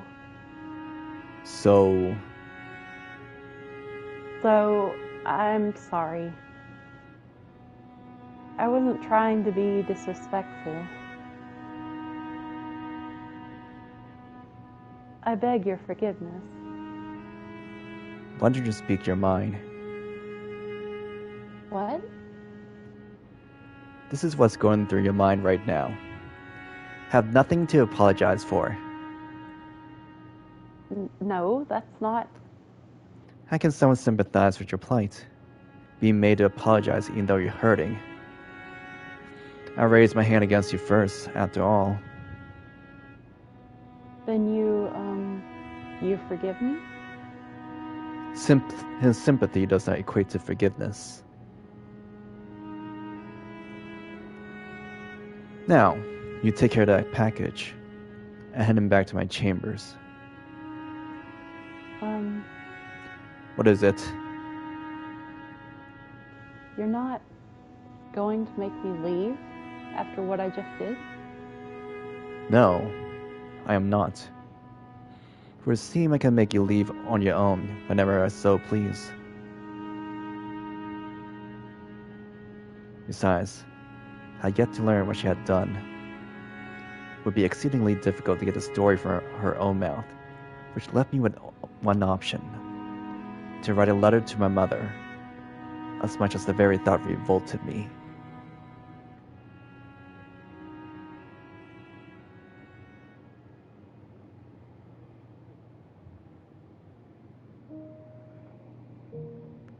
Several days had passed since the package arrived. The end of my 3rd week living in the mansion was drawing near. Michael wasn't getting any friendlier either. He continued to either snub or bluntly dismiss me whenever we crossed paths. I didn't understand why he acted that way around me, but there was little point in asking when he seemed to think there was little point in talking to me at all. Although at first I had been sure there was some way to get him to warm up to me, the more time I spent in the mansion, the more my willpower began to feel like it was at its breaking point. I could tell myself to stay positive until I was blue in the face, but it would only work for so long. The one pretty place in the whole house. I'm glad he hasn't covered it back up. Blue moonlight shone quietly through the stained glass window, vainly illuminating some of the room. I hadn't noticed until now, but the room with the stained glass window appeared to be modeled after a chapel. Rows of pews faced the window, below which sat what used to be a pulpit. There was very little left of it, though, and an awkward length of silver was mounted to the pulpit's front face. What was, I assumed, formerly a cross. Upon further reflection, rather than facing the window, the pews seemed to be pointed at the pulpit, or perhaps the cross hanging on it. I wasn't sure why there would be a chapel in a mansion, but I had no one to ask about it. For a house of this size, a statue of Christ or the Virgin Mary seems more appropriate. It's a very well-made chapel at any rate. I doubted Michael had had it built for himself. There would be no reason for him to cover the window if that were the case. Nor had I ever seen him come to pray. Doesn't seem like one to believe in God. God. I'm not even sure if God really existed, then surely the world would be a much more pleasant, peaceful place. No unfair disparities in money or power. No senseless misfortune. I certainly wouldn't have found myself here either. But God was evidently quite fond of giving mankind trials, so he would probably tell me with a straight face that this one was one too. Or perhaps we simply had a false impression of him, and he didn't actually give us anything. He merely sat back and watched from somewhere far, far away. It wasn't his job to bring peace to the world or ensure our laws were fair. That was all mankind's responsibility. What is God? What are angels? I have no idea. Maybe the Bible has answers. Why should I pray to someone so far away? How do I know my prayer is even getting there? But still, it's not like I have any other options.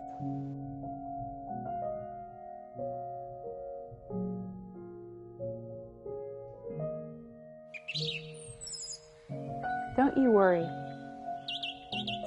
It'll all work out. Promise. I already know where I'm going to work. It's a really prominent, noble house, way out of reach of some small-time merchants like us. You never know. This could be my big break. Oh, I'm just kidding. Don't look so worried. I'll be just fine, honestly. I'll make enough money for us to get back onto our feet. Oh, for goodness sake, I can handle it. Leave everything to me. You just wait. I'll make our family into something you can be proud of. I'll be fine. Yeah, say bye to Mom for me. I probably won't be home for a while. What? You're afraid I'm going to make some careless mistake? I'm not that airheaded. I can be a refined and elegant young lady. Those nobles won't even know what to believe anymore. If you don't believe me, how about I give you a little taste?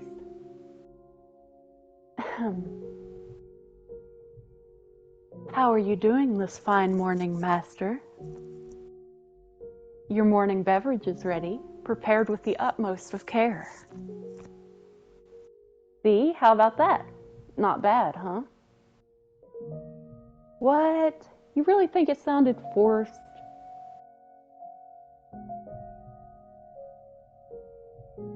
I was the daughter of a merchant who ran a shop on the capital's main street. My father had passed away in a plague, so it was just me, my mother, and my older sister.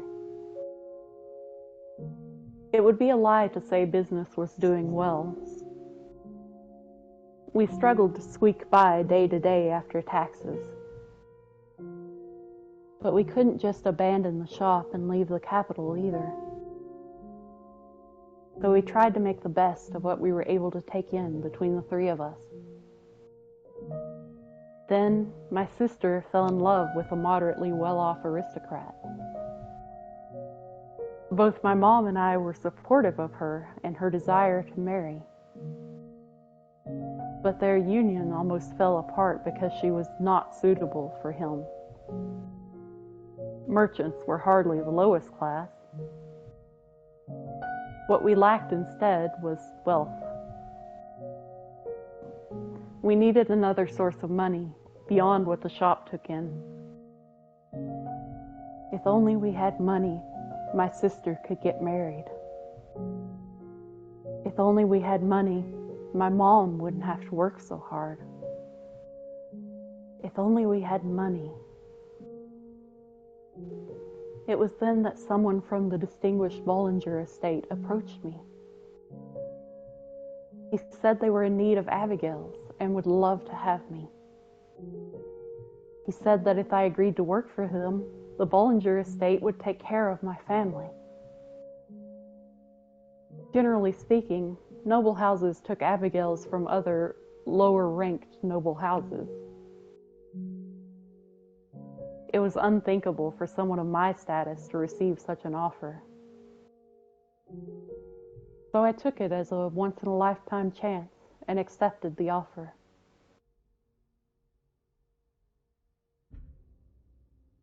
I just pray that nothing bad happens to my sister. And that Mom is getting enough money to live comfortably. That's all I can do. Their nobility.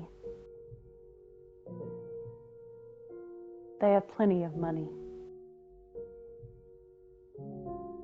Enough to spare some.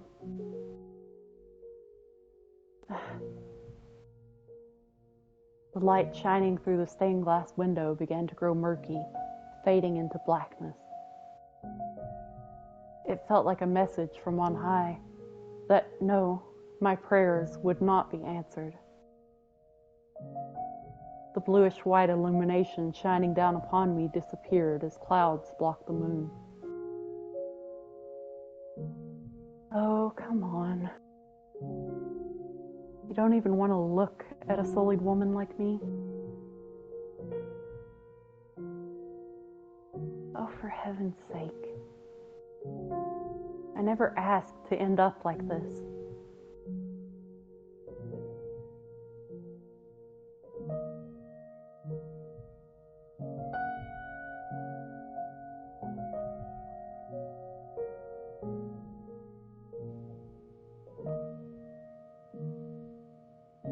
Their nobility. They have plenty of money. Enough to spare some. Oh, come on.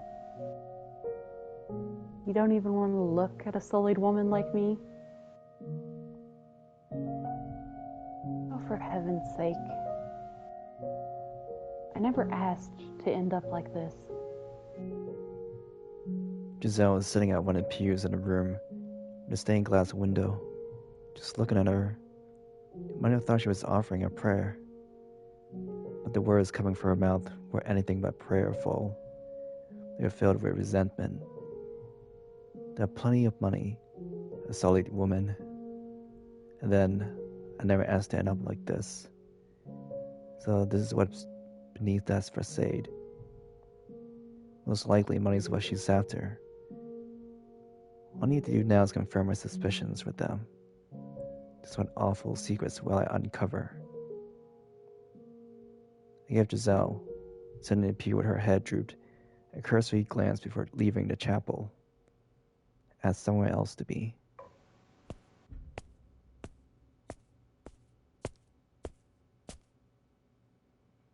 The bitterly cold outside air felt like dozens of needles flowing into my lungs. It had been so long since I stepped beyond the mansion's walls. A thick mist canopied the night sky, blocking out the moonlight. Naturally, the heavens didn't rejoice at my leaving the house. It had been 10 years since I'd seen the mansion from the outside. It hasn't changed one bit. A gloomy scar upon the earth, shrouded in darkness. Hardly the kind of place someone would enthusiastically approach. Nevertheless, it was better than that house.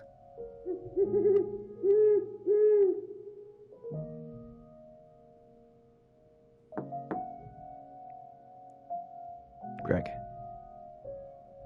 Yes? Who is it? Michael. What? Michael? Bollinger? Just one moment. I'll be right there.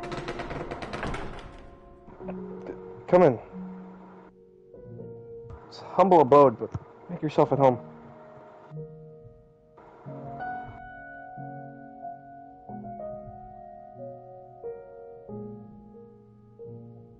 Wow, I must say, this is rather unexpected.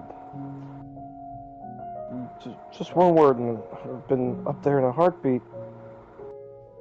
And how was I supposed to do that? I am regrettably fresh out of carrier pigeons. Right. Yes. My apologies. This man, living in a small cottage not far from the mansion, had been hired by the Bollinger family. His job? To watch over me. That said, we never actually interacted. He was tasked with keeping track of whether I was still alive, whether I remained in the mansion. The monthly package for my family was delivered to him, which he then passed on to me. It was insipidly convoluted, was indicative of how much they wanted to avoid anyone learning about me. Well then, what can I do for you? The manservant was visibly rattled, afraid too, but not because of the difference in our social ranks. I had a pretty good idea of what he had been told about me. He was afraid of me, more specifically, my curse. People fear that which they cannot comprehend. Not just children, adults as well. They fear demons, witches, and curses. Anything impure or not of this world. I had long since gotten used to being viewed as such. It didn't sadden me, it didn't disappoint me, it didn't pain me. Some things were too foolish to concern yourself over. Though it certainly doesn't make me feel good either.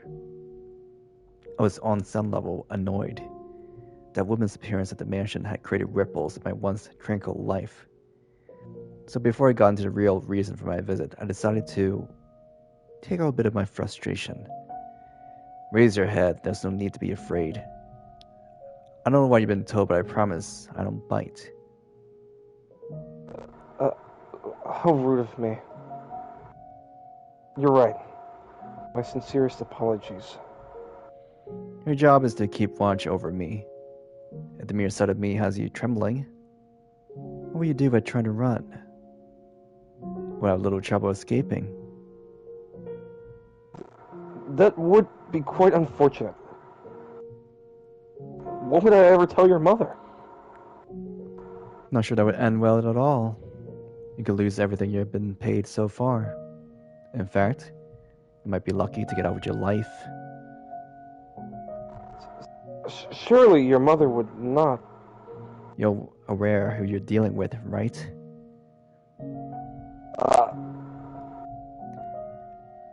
Michael, the cursed youngest son of the Bollinger family. He made a pact with the devil. I don't need a blade to take your life. You don't even make it back to report anything. Have mercy, Lord Michael. Please, do not leave the mansion. Please, spare me. Only joking. What? I don't have the power to kill by way of curse. The man fell silent, but a look on his face said, You are cursed, though, aren't you? Once someone's got an idea planted in their head, it's not impossible to get rid of it. I'm so cursed that anyone can see it. I need to be locked away in a dark mansion. I'm here because I had a question for you, not to warn you that I plan to run away. A question? For me? Yes. Approximately 3 weeks ago, a black-haired woman came to my mansion. Tell me what you know about her. I was told there would be an Abigail coming, but that's all. I don't know anything else about her. I swear, that's all I know. I haven't been told anything else. I believe you. I never thought I would tell you anything. Right. He had been hired to observe me, but that's all he was. A hired hand. He wouldn't be privy to Bollinger's family internal affairs. Take this. A letter? I need you to deliver it to my mother.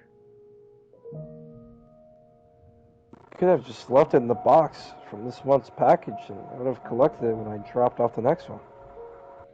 I'm in urgent need of information. Will you do this for me? Yes. Why, yes, absolutely. I'll fetch a delivery boy tomorrow morning. Much appreciated. Good night. You too. Do take care.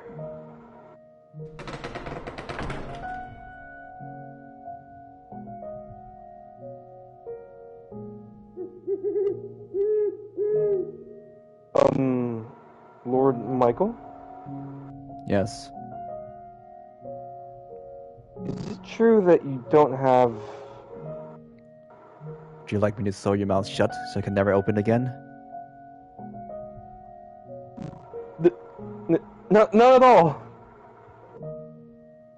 My sincerest apologies, Lord Michael.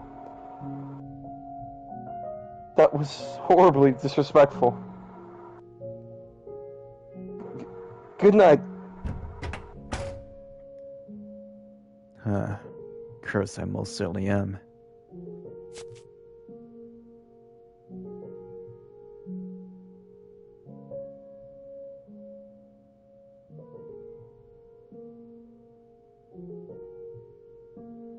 My mother's response arrived just 10 days later. The delivery boy must have pushed his horse quite hard. It was almost exactly a month after Giselle had moved in.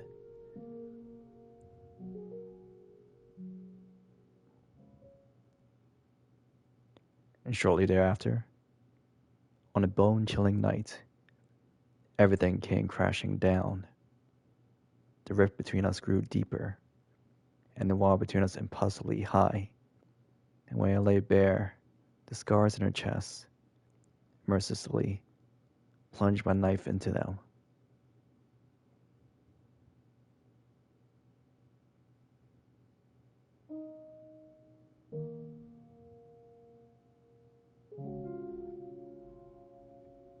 How did we get to this point? Ugh, I hate everything.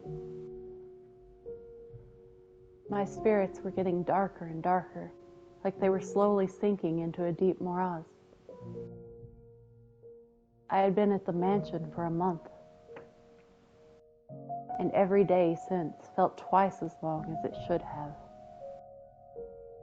I had been optimistic at first. I'd even had a little hope that me and Michael could get along together. But it hadn't taken long for that hope to be shattered, and the cheer locked away inside me. We lived in the same house, but we never spoke anymore. On the few occasions we did cross paths, he just gave me a cold glare and nothing more. Scorn and suspicion in his eyes. Whenever he looked at me like that, it felt as though my throat was being constricted, like I was deep underwater and running out of air. Like my very presence in the world was a crime. I never could have imagined just how agonizing constant rejection was. I started despising others, despising myself, despising the world, convinced there was no one who could set me free. I considered running away from everything rather than live like this another day. But I would have done so long ago if that were actually an option. If they found out I had fled, that I had acted outside their wishes, my mom and sister would pay. I had succeeded in allowing my sister to get married and my mom to live comfortably. I had given them happiness. I couldn't take that away from them again. Not after what I had to go through to do it. No, cut that out. Getting way too depressing, Giselle. Pull yourself together. That's not who you are. Be positive. The negativity didn't only come from my interactions with Michael either. No, there seemed to be some kind of terrible presence within the mansion that twisted people's hearts. The mansion was, in fact, a bit of a local legend, which I had been informed about before being sent here. People claimed it was cursed, and that an evil witch had lived in it for many, many years. Michael joked that he was the witch, but I didn't believe him. I'm not usually one to believe in magic or curses at all. But being here so long, I can't help but wonder. Anyway, things can't go on like this. If I was to remain in this house, the situation needed to improve a lot. I was going to lose my mind if things kept up as they were. I was ready to give up once, but I'm going to try closing the distance between us again. If I could get him to open up even the tiniest bit, then maybe that would make living here a little easier. I wasn't going to try to make us best friends or anything. Just repair our relationship enough that being around each other wasn't torturous. I've got my work cut out for me. How do I even begin that conversation? Heck, what is that conversation even going to be about? Maybe I should hold off, do it another day. No. I've made up my mind to do this, so I should get to it quickly. The longer I wait, the worse things are going to get. And eventually, there won't be any fixing anything. We need to talk. We need to be in the same room for more than 10 seconds, and we need to get to know each other. He needs to know that he's not the reason I have something to hide. Okay. Let's do this. I made my way to Michael's chambers, which he had told me to stay away from. My stride was slow and ponderous, but at the very least, I did my best to keep some semblance of a smile on my face. This is one time where I'd really like to have someone to give me a little nudge. Breathe in, breathe out. Okay. Pardon, Master? There's something I'd like to talk to you about. Master? I guess he's not here. The door wasn't locked. As was the rest of the house, his room was shrouded in darkness. The only light came from the candle in my hand. Master? Are you there, Master?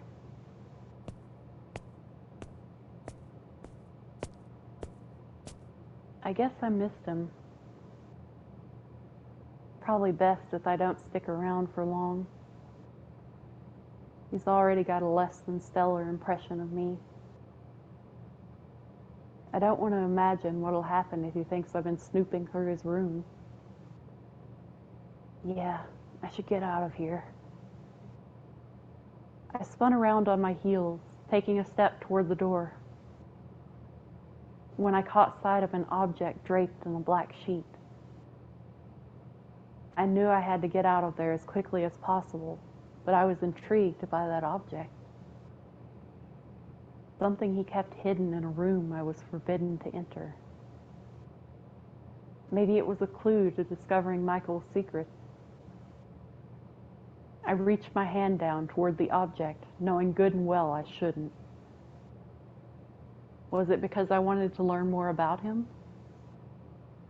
Was it because I wanted to tear down the veil he hid behind? Or was it the whispers of the witch?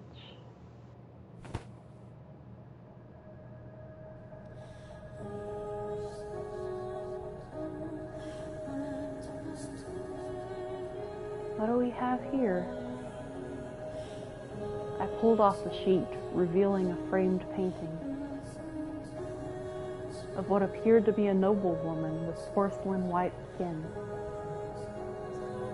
What stood out about her, though, was that the woman's hair was as pale as her skin. And then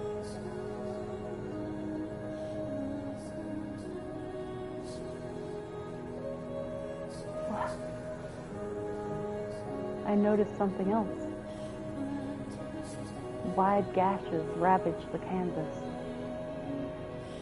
damaging her face beyond repair. What the? I imagined it had once been a painting of a beautiful woman, but there was hardly a trace of that left. The only feeling it inspired anymore was a deep chill. This damage was not accidental. It was deliberate, angry, and the contempt emanating from within the frame was stifling. Thick, suffocating blackness seeped into me. Why would anyone? She was surely a most beautiful woman. Angelic, even. A storm of questions assaulted me. Who was she? Why had her face been carved up? Why had the painting been covered? What had happened? Who could have? There's only one person who could have done this. Michael, why on earth? You saw it, didn't you? You saw the painting, didn't you? You entered my room without permission. You saw the painting, didn't you? Angelic, you say? There's nothing angelic about that damned woman. I scrambled to make some excuse, but nothing would come out of my mouth. All I could do was tremble.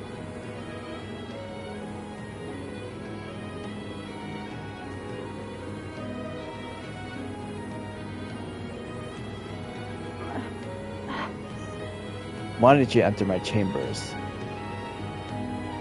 My... What were you looking for? Answer me.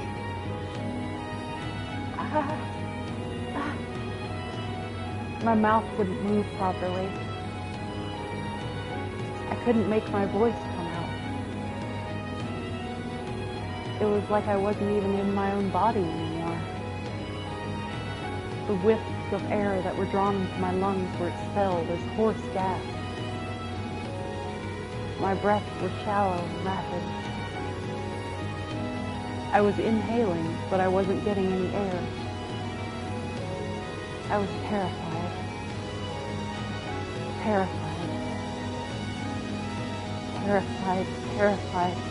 Terrified.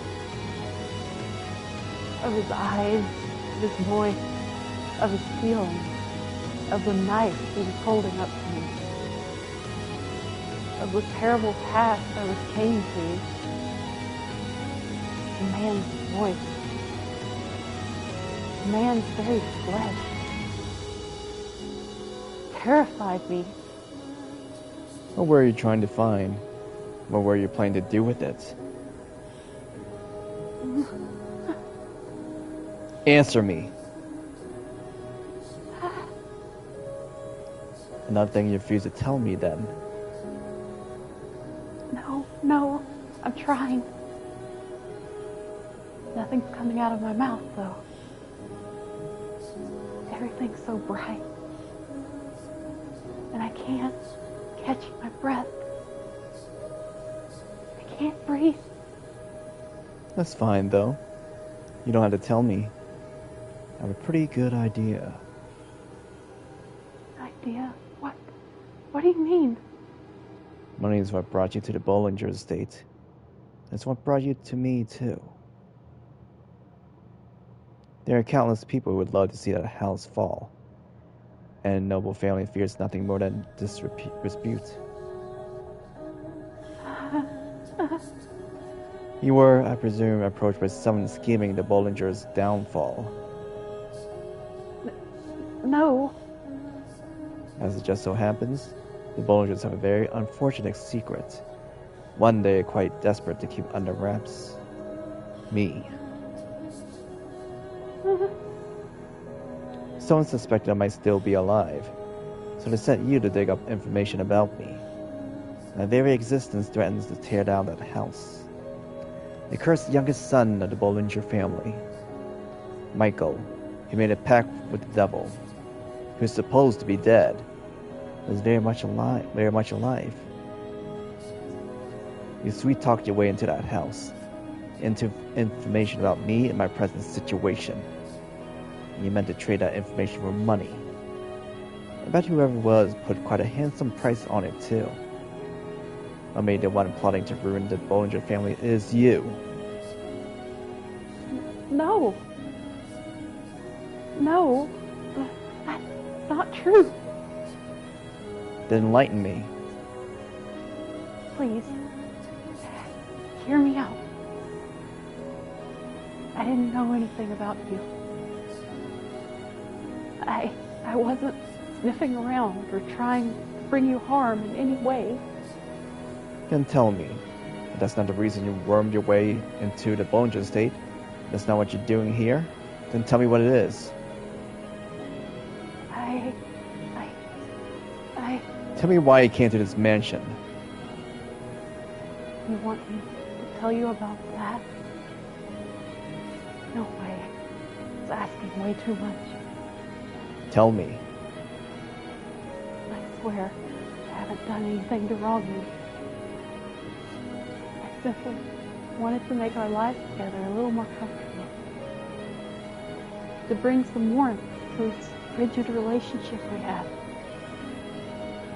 That's the only reason I wanted to find out more about you. I must assume I'm right then, Giselle. I must tell him it's wrong.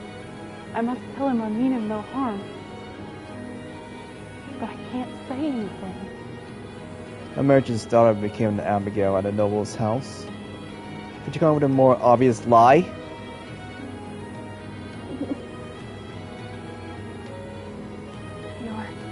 Your father's the one who... Wait. How does he know that I'm from a merchant family? You look perplexed. I've even been in prison in this house, not free to move about as I please. I have my ways. I know everything.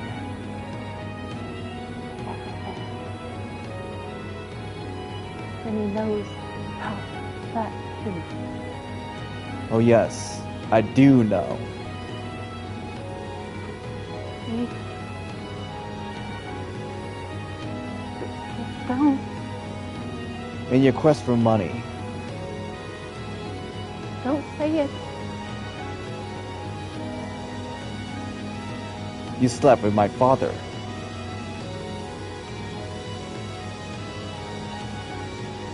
In that moment, Michael plunged his knife into my heart.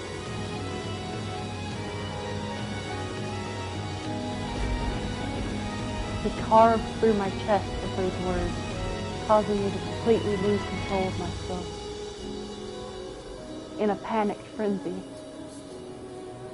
and probably screaming all the way, I knocked the man aside and ran and ran and ran. I could hear a clap of thunder in the distance. Oh, how I wished a bolt of lightning would come crashing down upon me. Maybe if God burned my tainted flesh with a divine thunderbolt, it would get rid of some of the filth. But the jagged streaks of light cascading across the dark clouds did not strike me, only creating restless grumbles in the sky.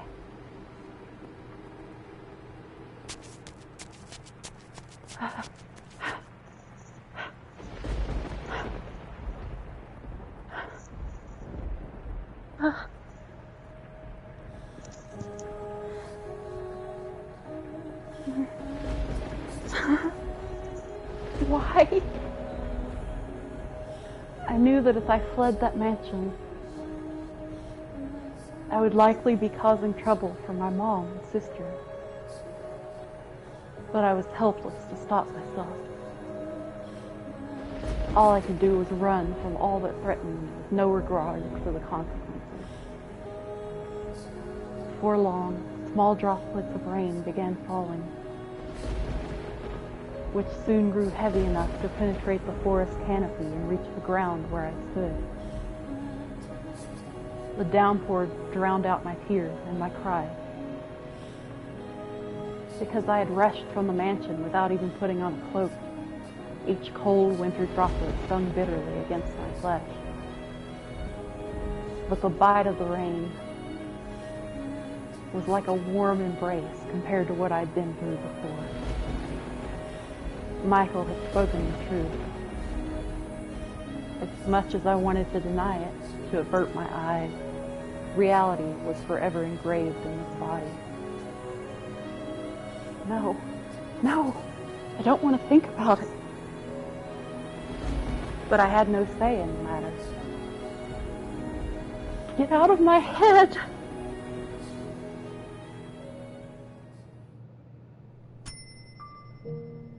And we'll stop there for tonight. Oh my.